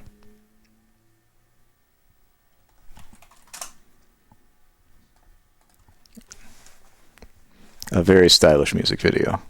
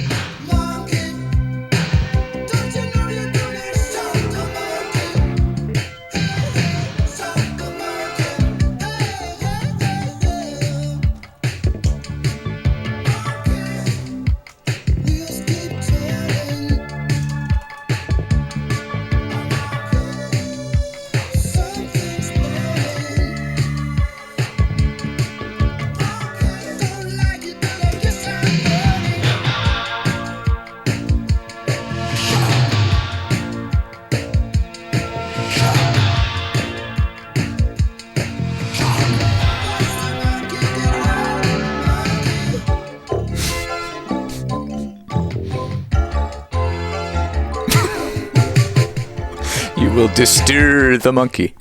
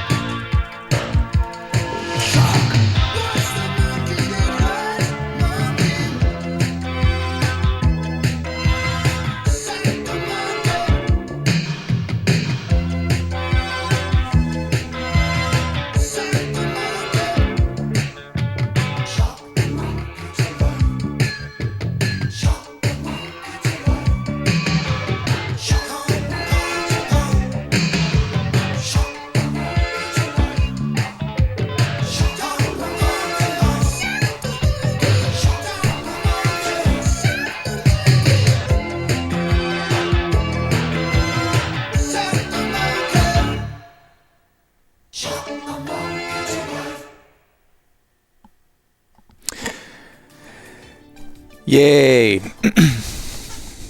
Thank you again to Microwave Alistair for that request. And thanks to all of you who cheer and subscribe. Your support really does help to make the silly ghost bullshit tangents that we go on possible, among other things. Just it makes this whole thing possible. So thank you. Yeah, this has been Broadcast 95. What have we learned? African wildlife don't mess around. We got Robin Hood. We got I'm gonna go ahead and say that this was a true golden VCR classic. CityLine, the best of home day. Lewis Grizzard was a product of his.